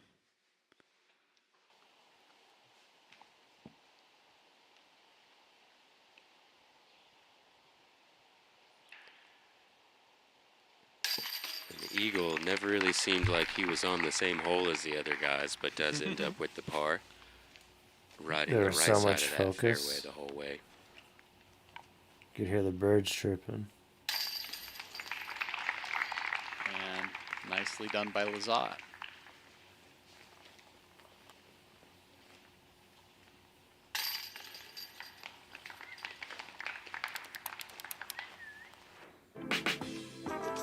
Hole 8, a big downhill right turning shot to a pretty small specific landing zone. We may see forehands, we may see backhands. The fairway is then going to straighten out for another 300 to 350 feet with a wall of trees down the middle and both sides. Basket kind of perched here with a ravine to the left, but not a whole lot of foliage around it. You're going to have the forehand here for the placement shots. There's not really a good way to get a long way around the corner with the forehand. It's going to be a pretty good spot for Simon, a little over on the right. The backhand turnover with the mid-range or a putter is going to be your trying to get a lot of distance off of the tee and hopefully land in the fairway play. I completely agree. Eagle going for that slow forehand. Just trying to get himself a second shot. With the backhand, you absolutely can go far, but if you miss your angle, you're either going to flex out or cut roll or overturn. And this is very wide by Burr. He's going to kick to the inside. That's kind of a death zone. Yeah, that's not a mistake that you expect to see. That was a very, very late release there. And the 4th forehand in the group. Oh, man. Did he slip or just something? He ended up in a pretty good spot. Looked a little high on the release. I think that might just be the way he throws, you know, kind of from shoulder level.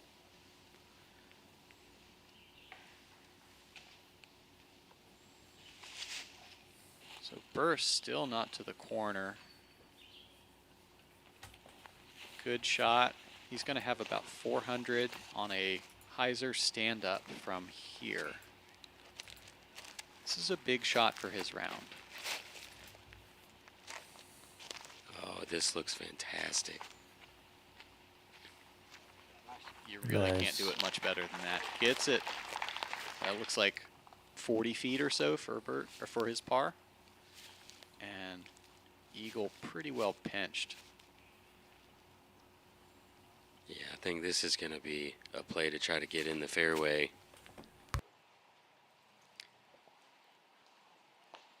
And Pretty darn good distance.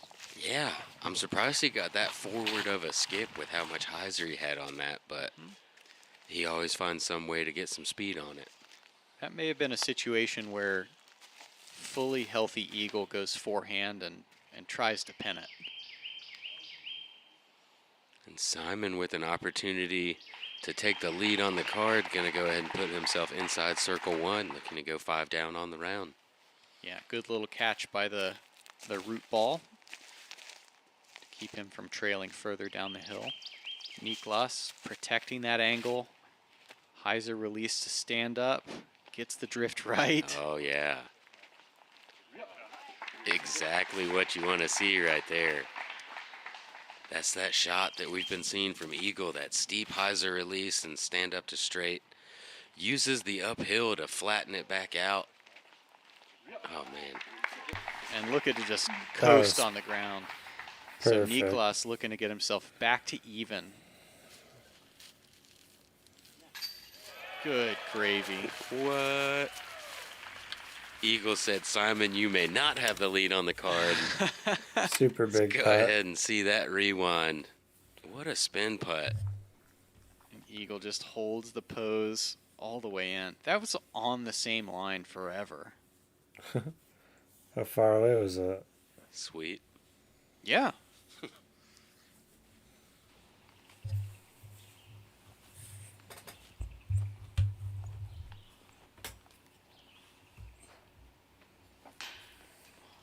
So it looks like Simon did end up just outside the circle and came up just a bit low.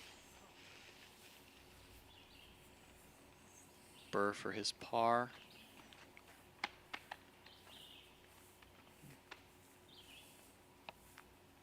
This is a good reset. Make sure you're ready.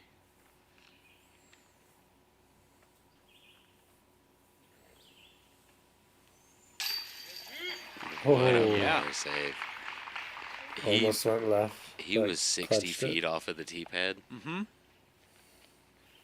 Nice save, Gannon. Way to keep that scorecard clean. Yeah, it goes in as a par on the scorecard, but emotionally, knowing that this is a long tournament, you don't want to be giving strokes back. That's some big feels. Yeah, yeah. Brings us into hole 9, 618-foot par 4. Gonna have some shots go right where this drone's at, kind of fade into this area. Fairway drivers, maybe some distance drivers here. And then kind of scramble mode second shot. There's a few different fairways you can hit. But as long as you hit this initial gap. You see that out of frame coming back in. Anything that crosses that road is considered a big shot, in my opinion. Agreed. That'll leave Eagle around 220 or so to the bucket. Niklas, you see this more flat shot. It's going to fade out to the left, likely accessing a more left gap than Eagle has. Yeah, he's landed in that middle area where I was talking about the scramble mode. He's going to have a few different gaps to choose from, all on a slightly different angle. Simon's got this one over to the right, but it does come back at the end. going to be just shy of Eagles drive, and they have a nice straight shot over there on the right side. And Nathan, this is originally a John Houck design. You see a staple of Houck courses, and wow, Oh. Burr just pulls this over. Goes through everything. What? And How? still in a fine spot, about 280 away. I don't understand. A staple of Houck courses is multiple options. Nobody understands. Landing zones that kind of converge to one point and give you opportunities to work through fair fairways, but some very dense rough in islands within the fairways. Definitely so. Yeah, you saw 3 different opportunities or 3 different ways you could go off of the tee on this one. The one on the left and the one on the right don't make too much sense in this case, but they are there. Niklas with a good forehand gets himself inside circle 1.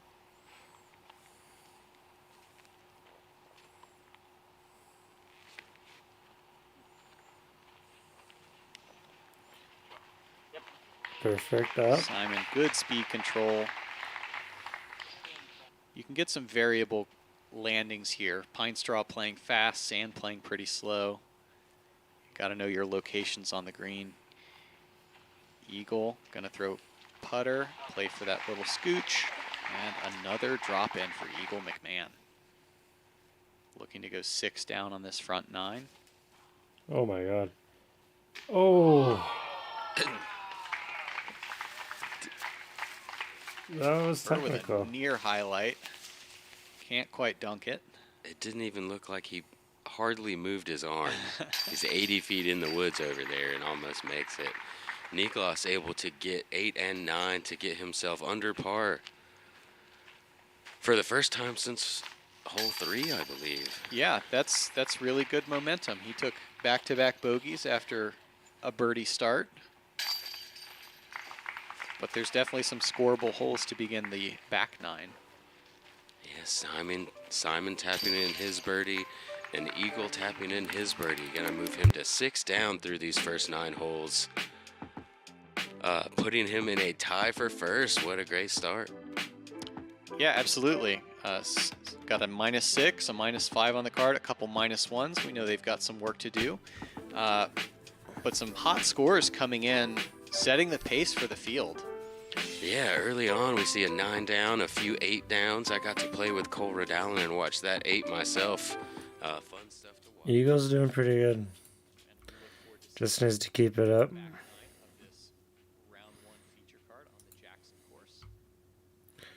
Just gonna switch to round 2 or back 9, I mean.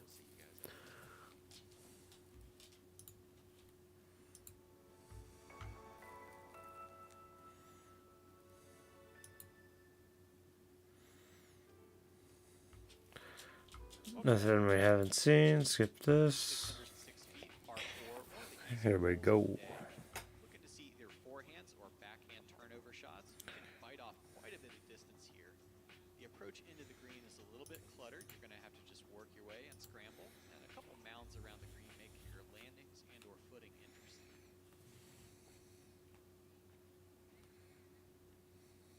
Looks like Eagles lining up mid-range. Going to play a flat or slight hyzer release to drift in front of those triple trees in the fairway and just keep cruising. Yeah, he's done that nicely. Ends up drifting up to the left just a little bit, but still should be in a pretty good position there.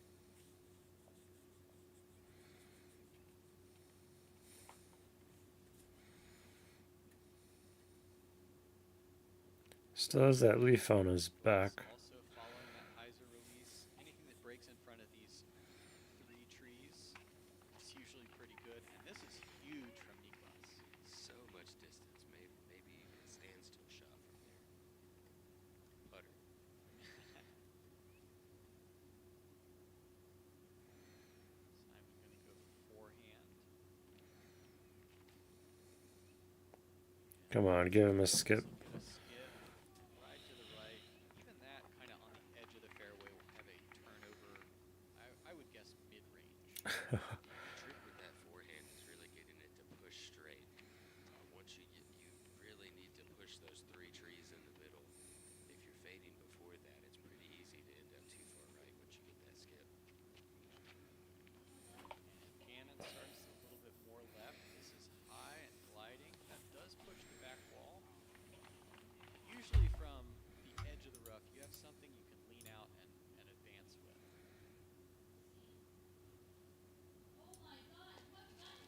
We see Simon from the edge of that right side.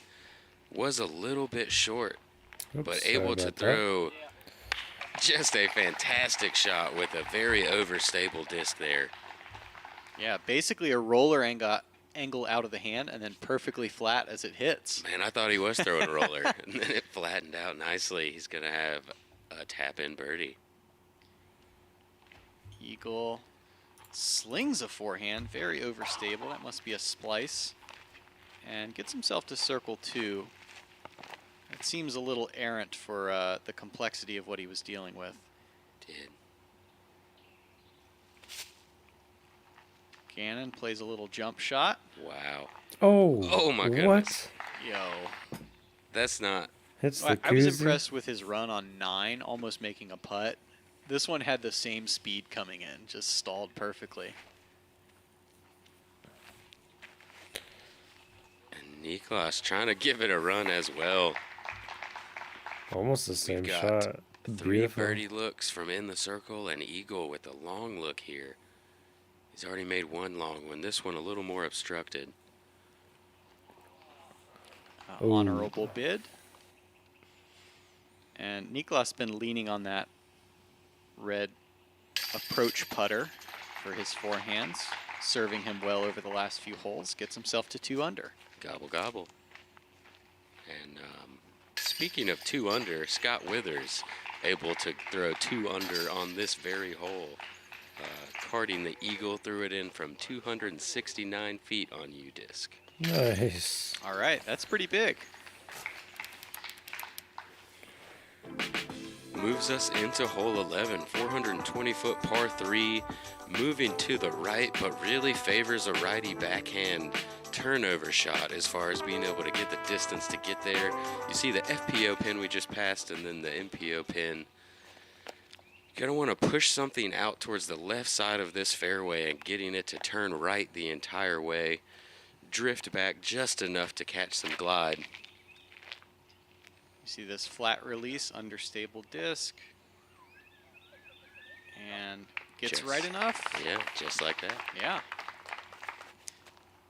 I think that FPO pin, among several others, is a very good change.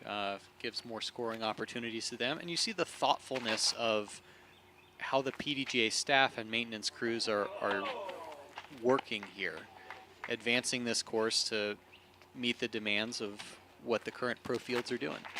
I absolutely pinned that FPO pin. Just saying. Give yourself a 60-footer. Nice work. We'll see a couple later changes on the course that have been done to optimize the field for the MPO also, or optimize the course. Gannon with a nice high shot. Look how flat that is 300 feet away. That is just an incredible shot right there. Going to end up just a little bit left side, just inside circle. An eagle in an unfamiliar position at the back of the box.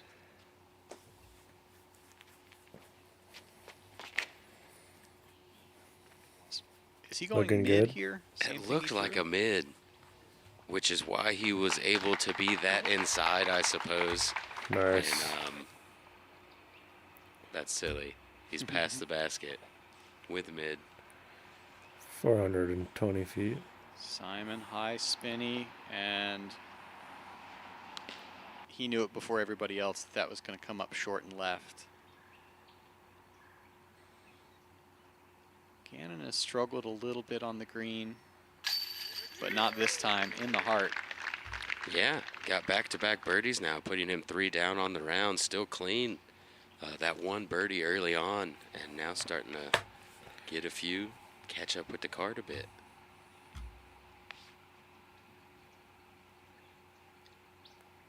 In this 4-round tournament. Nicely done by Eagle. You definitely want to get off to a hot start, but it's important not to get too high or too low about your own performance. I hope Gannon can come back. You kind of just need to put yourself in position to be in position on the final day. Just hold on to that top spot. Like you said, 4-round tournament, so 1 extra round than you're used to, and some big swings can happen as long as you're in contention or have played to you know, close to what your abilities are and kept yourself in there, then you're going to have an opportunity. As you see here from Niklas, he was 1 over until hole 8 on the round. Now he's got 4 birdies in a row, 3 under par. Hole 12, our only par 5. This right side off the tee is going to be the most used. You're looking to get about 400 feet or so, and that leaves the option to go either left or right on the second shot. This hole can be eagled, but it's going to take 2 very, very controlled shots around 470 feet or so each.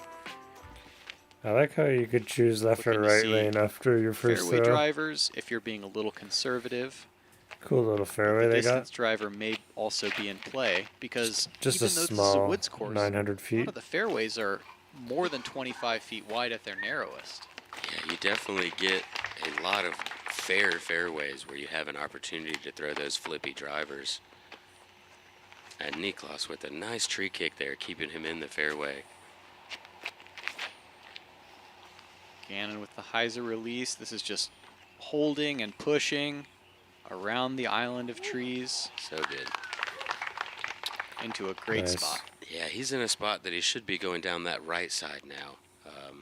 Kind of takes you out of eagle play. I mean, I know he's got tons of power, so I'm not saying it's impossible.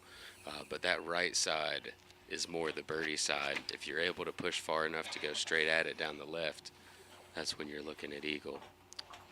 Eagle with the late flip, pushes to the right, and I think he's going to be forced to take the left side alley, which is narrower and more direct.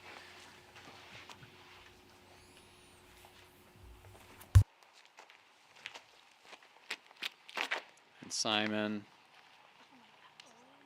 unleashes on it. This is going to fade to the left. Does cut through all the way to the opposite side of the fairway. Yeah, so he's got options from there. He can maybe try to go aggressive forehand to land in the middle of that left fairway, or he can kind of pitch out farther out to the right and get in the right side fairway like Niklas is going for right here. This is gorgeous. Tests the back wall. And plenty of distance. He'll be around 170 feet or so. Likely with a lean out forehand.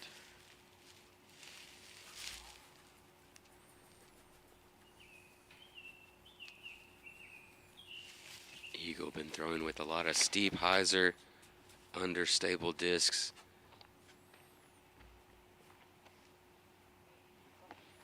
And I lost that. That's the hazard of throwing red discs, folks. If you want people to see it, you got to throw pink. Bright pink. Gannon's going to take the right side. And this is hugging the inside a little bit, but still in fine spot. That right side, so much wider. Yeah, and that pushed pretty far. That got around that group of trees in the middle. And he might be in there for one of those long Gannon putts, 80, 90 feet. Simon going to be a little bit creative here. Plays a turnover and flattens nicely and works its way back to the center. Oh, yeah. Easy up and down from there. And it's straight up insulting to the rest of the Ooh. groups when Eagle is Nice. the furthest away for his third. Well, this did play as the easiest hole on the course today. As many par 5s on tour do, and that's kind of why holes 14 and 18 ended up being changed at the Jackson course.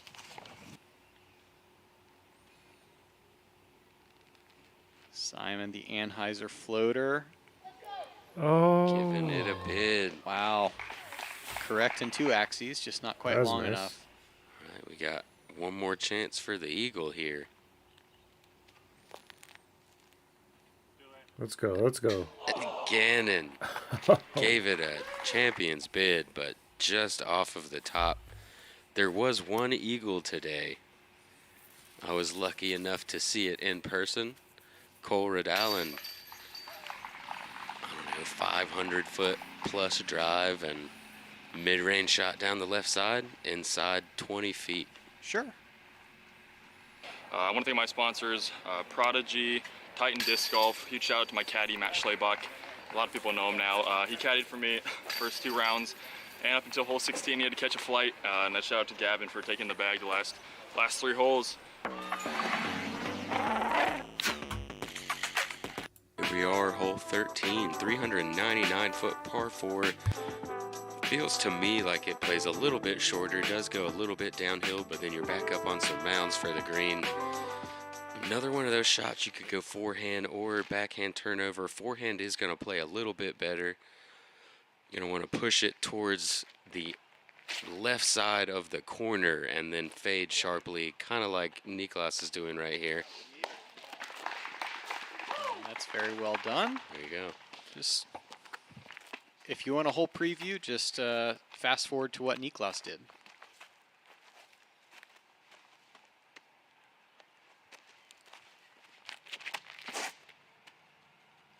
And Gannon going to play a little bit more of a hyzer with a slightly understable disc. And that's what can, when you go a bit more hyzer on this one without pushing out to the left, it really brings those trees on the right into play that you can't see off of the tee. What he hit is around that corner.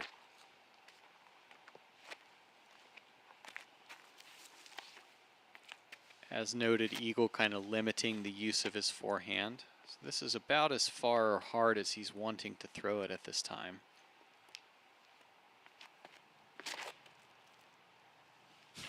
But even with that perceived limitation, he gets all the distance, just not quite the skip to the right. Yeah, it didn't even really look like he did anything right there, and it was going to travel 400 feet.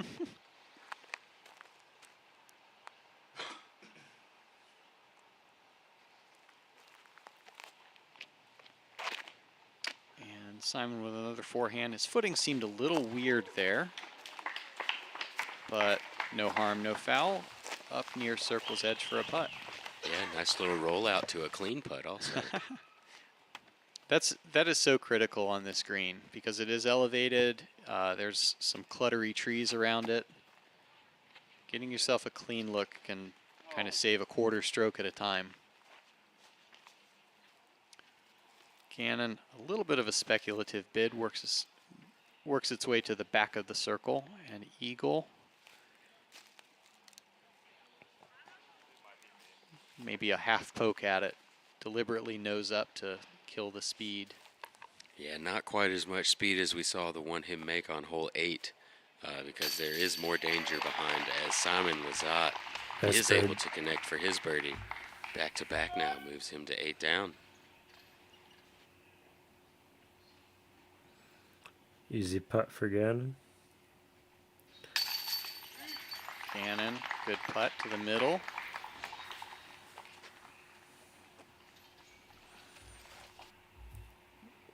And this would be Niklas to get to 5. He's worked his way back from kind of being... That's a 6-pack. Yeah, he was 1 over par at one point. You see Simon and Eagle now tied at 8 down for the lead. As we go into hole 14, now a par 4. It's a gap shot off the tee, something that can go straight for maybe 300 feet and then bail to the left. Leads to a forehand or turnover shot into a flat green. This was a par 5. Now the landing zone is more or less where incredible shots off of the previous tee would get. Yeah, the gap is much tighter. I'd say this is probably the second, possibly third tightest gap on the course. They make it look so easy. And Niklas able to hit the gap well. Catches one of those late trees, but kicks off to the good side. I would hit this tree for sure. Simon taps early, but does stay in the middle. That's pretty big.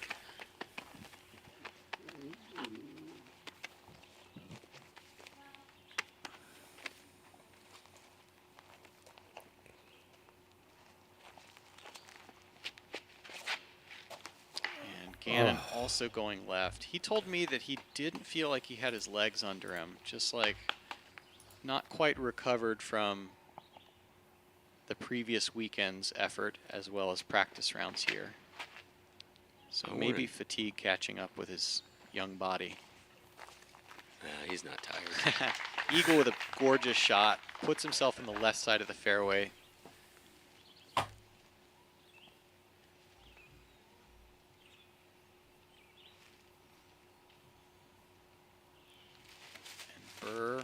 Wait a minute. Looks like another shank that he's not going to pay that much for.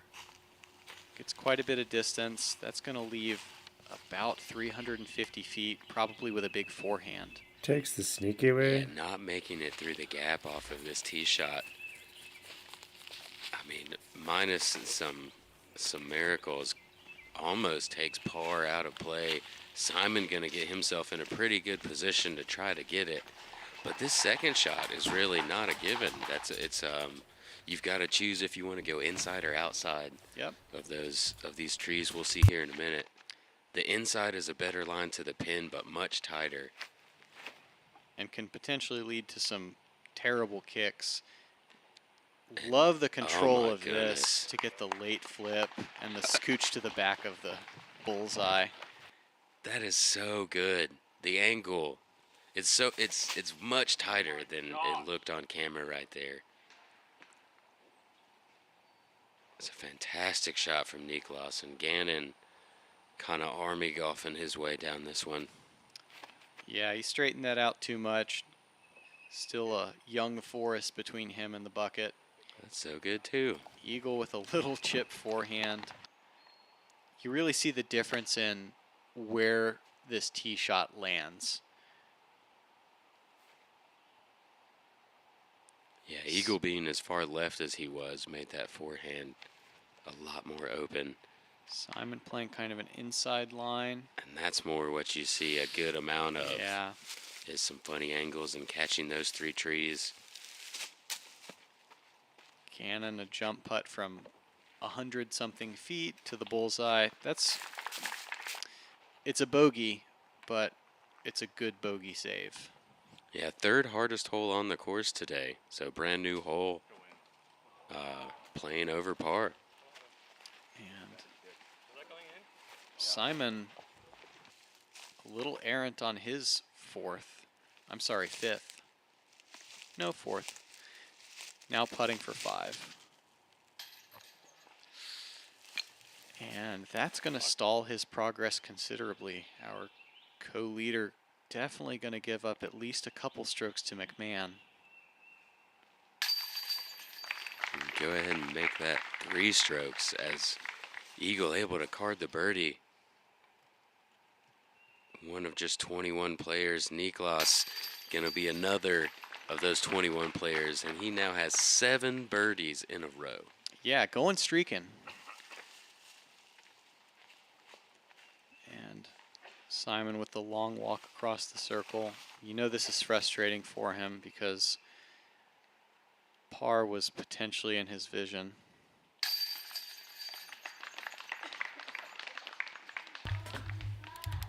Double bogey. Damn. Moves us into hole 15, another par 4, 715 feet. This ditch right here is kind of the thing that you need to get past off of the tee. You're going to want to throw a turnover fairway that's going to fade back a little bit. Unless you get close to 400 feet off of this shot, you're going to have a blind second shot. And it's kind of poke your way down there. This is one of the less deliberate fairways that you have for this second shot. Yeah, just kind of a series of awkwardly spaced trees leading into the bucket. That double bogey really punched Simon in the gut. Right side of the fairway, but well clear of the ditch. You see both of them playing a flat release and then a drift that isn't actively turning. It's kind of just moving to the right. And that had so much speed on it. He's carrying up to the top of that hill. He's a little bit on the right side, but a good amount of distance.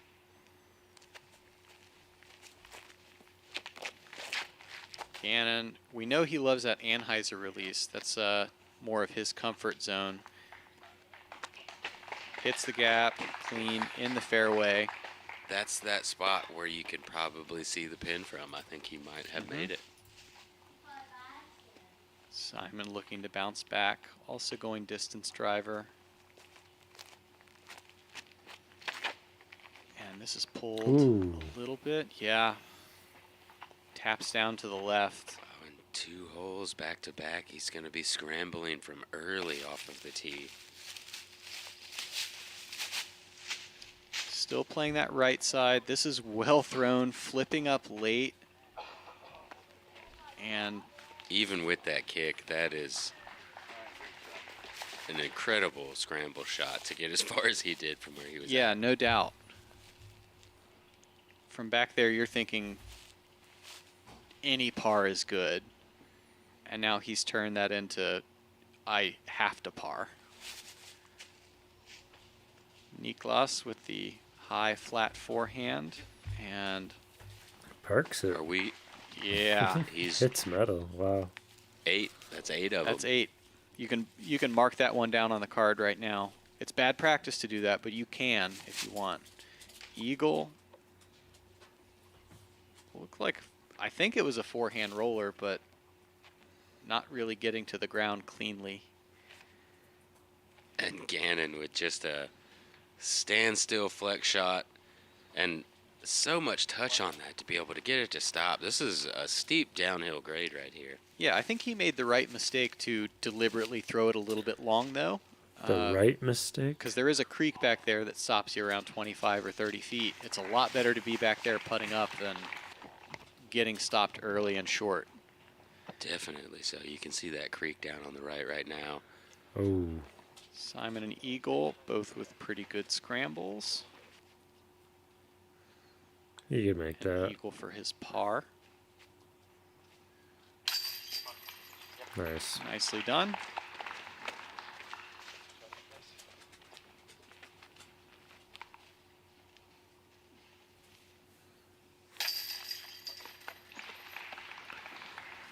Thank you everyone for watching this video. If you want to support me on tour, Discmania store is way to go. There might be some Nordic Phenoms left, so pick yours while they last. And yeah, thank you all. On the surface, Ledgestone is one of disc golf's leading retailers. But look a little closer and you'll... Being left to right shot. Basket kind of perched on a mound with downslope to the right as well. I expect to see putters or mid-ranges, but all thrown backhand.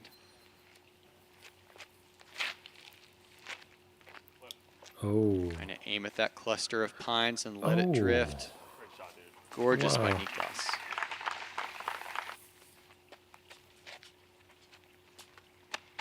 We're going to play a little bit more of a force over if this angle he's setting is correct. Again, Equally really using that same line. overstability of his discs Beauty. to do a lot of the work for him. Uses a lot of those steep angles. He's going to be up there inside the circle. And this is another one of those holes where, although it does move to the right, it seems to play better for the righty backhand rather than forehand. That righty backhand's able to fade and finish softly rather than spiking into this downhill, where if you throw a forehand or a lefty backhand, you can get a skip towards that OB. Yeah, completely agree. Eagle saw something he liked in Burr's throw and does get it to flatten out for a park job. And Simon, this is just pushed too wide. straight. Sit down, sit down, sit down. And the slow, insolent trickle to out of bounds. A very sarcastic fist pump. And a very quick neck shot after that. Gonna get him up and down for an unfortunate bogey. Damn. As He was having this a is good one score. of the easier holes on the course, even with the OB. Yeah, Nathan, I think there's something good to learn there from Simon. He's frustrated. He's not putting together the close to the round that he wants, but he's still a good sport. Like, he's not bringing down the rest of his card. And that is a great mood to have if you can handle your own frustrations within yourself and make sure you don't project that on the rest of your card. That's a tough. Your card mates are gonna appreciate you for that. But this course Good is tough, bogey so save for Simon. I expected, I guess. We saw Burr knock in his birdie to move to 5 down, kind of salvaging what seemed like a really slow start. Yeah, and what seemed like an even slower start here from Niklas.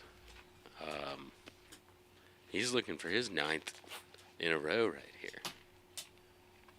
When I say looking, I mean, he's pretty much at it. Yup. Easy little pitch. And he's gone from +1 to 8 down in a tie for 4th place. Moving into our final 2 holes, the hardest 2 holes on the course today. Hole 17, second hardest, 588-foot par 4. A very intimidating gap to hit, probably the tightest that you have to hit off of the tee at a certain point in the fairway. If you can get up at least halfway up that hill, you're going to have a good opportunity to get your blind upshot up to the basket. But the farther left on you stay on the fairway, once you do get halfway up that hill, the better spot you're going to be in. Niklas makes the initial 2 gaps, but then drifts to the right. He's going to kind of be in some matchsticks. Probably not a birdie position, but possible par. There also is a right side gap that plays up an old fairway for a previous hole 16. Gannon going to try that. What? There's some OB that they've added over this Why? way also. I guess maybe to prevent some people from trying this gap. It's not the intended fairway. And Gannon did find that OB over there.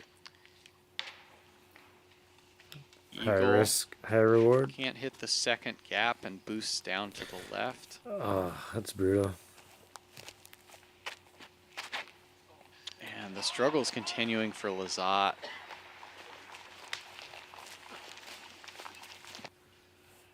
Yeah, after Niklas's drive there, not much luck with hitting the gap. We're going to see lots of scrambling here.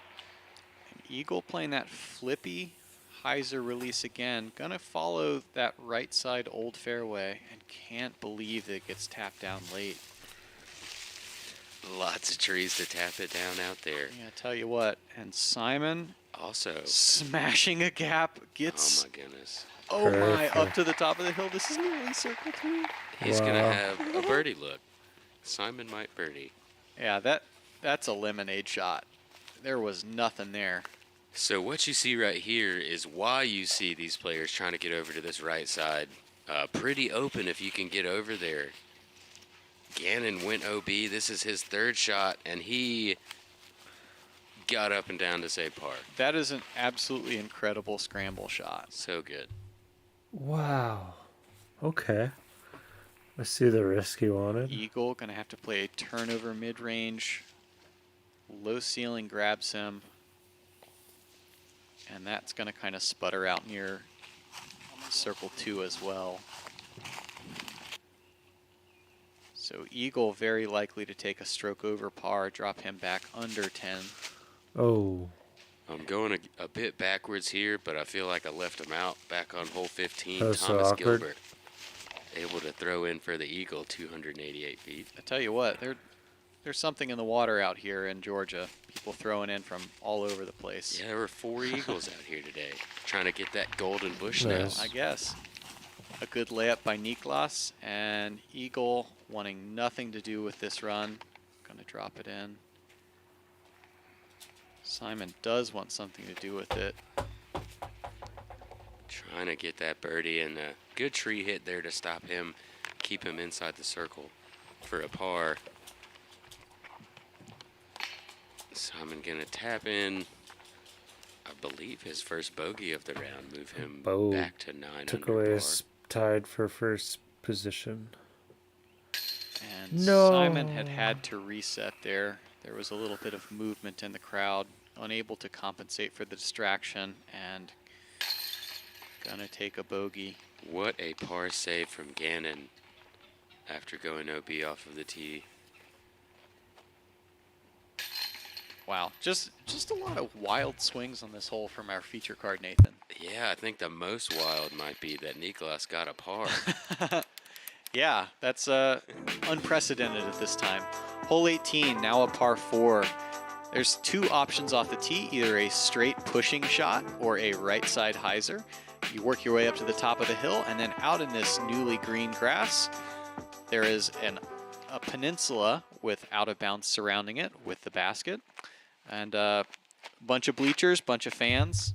Simon's scorecard is taking a beating. I feel so bad for him. He's so good, and it's so unlucky. Behind this feature card. Mm-hmm. Niklas gets over a little bit too much to the right side there, but still may have an opportunity to get up to the green. Might have to get a little tricky. Gannon leaves us a little bit left, and that's going to drop down into the out-of-bounds creek. He will have to Again? advance to the drop zone No. short tee. You've got to make it across that creek off of the tee to be inbounds. Anything short of it is out. And Eagle does do that, but drops down in the fairway.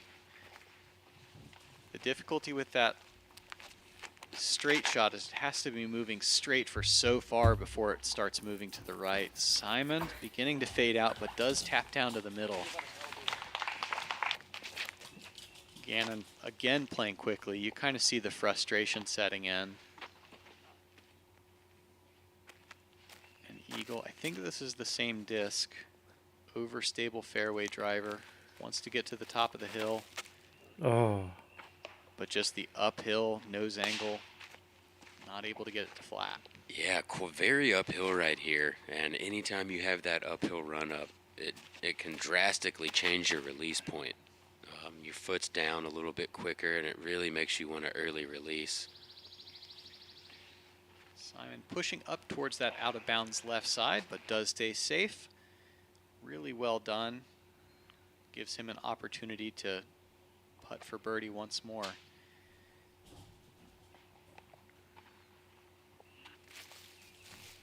And Eagle taking his medicine, gonna lay up to the mouth, likely to have to pitch up for bogey again. And Niklas with just enough room there to have a full swing, puts it up there inside circle 2. Gonna give himself a chance for another birdie, trying to keep it with just one par here on the back nine. Yeah, ride that momentum. Burr's fourth, playing this flex forehand. Okay. That should do.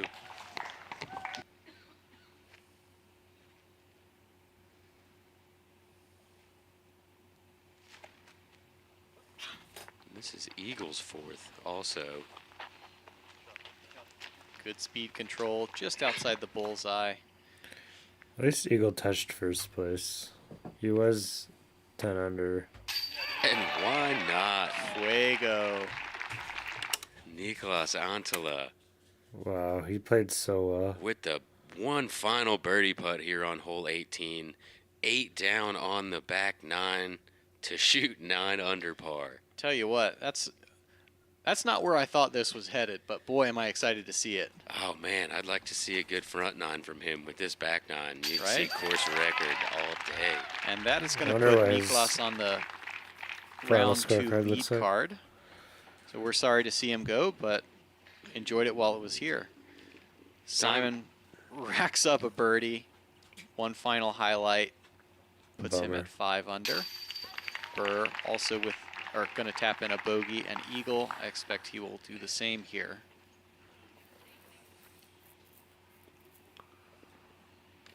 And Nathan, this is about as good a field as we're going to see all year. Oh, absolutely. You have the qualifiers. I believe it was in the 30s or so that qualified through winning events. And then the tiered registration, making sure, I believe everybody here is over 1,000 rated. Just about. There's a couple who had dropped under and a couple of amateur champions who earned their spots. So, Nicholas. Perfect back nine. You couldn't ask for anything better than that. What a finish. Niklas, 9 under. Lazat, right here, 14 to 17, just got butchered. He's got to clean that up in the next 3 rounds. Burr, little roller coaster ride for him. Overall, he can clean it up. Eagle, we're going to see him again tomorrow on the Gatekeeper Round 2 chase card. Simon and Gannon at 5 and 4. They haven't played themselves out of this tournament yet, though. pretty tightly contested pack and anybody capable of making a move here. Yeah, you see a lot of 8 downs there, a couple 9s, a 10, and 11, which is all easy to come back up on. As we've seen in previous events this year, chase card right there close by always has a chance. Wow, that was pretty good. Tough course. Wonder how they're gonna keep it going in the next rounds. Anyways, I might be streaming round 2 tomorrow or Sunday. Hopefully it gets posted up soon. Anyways, thanks for watching, and I'll see you later.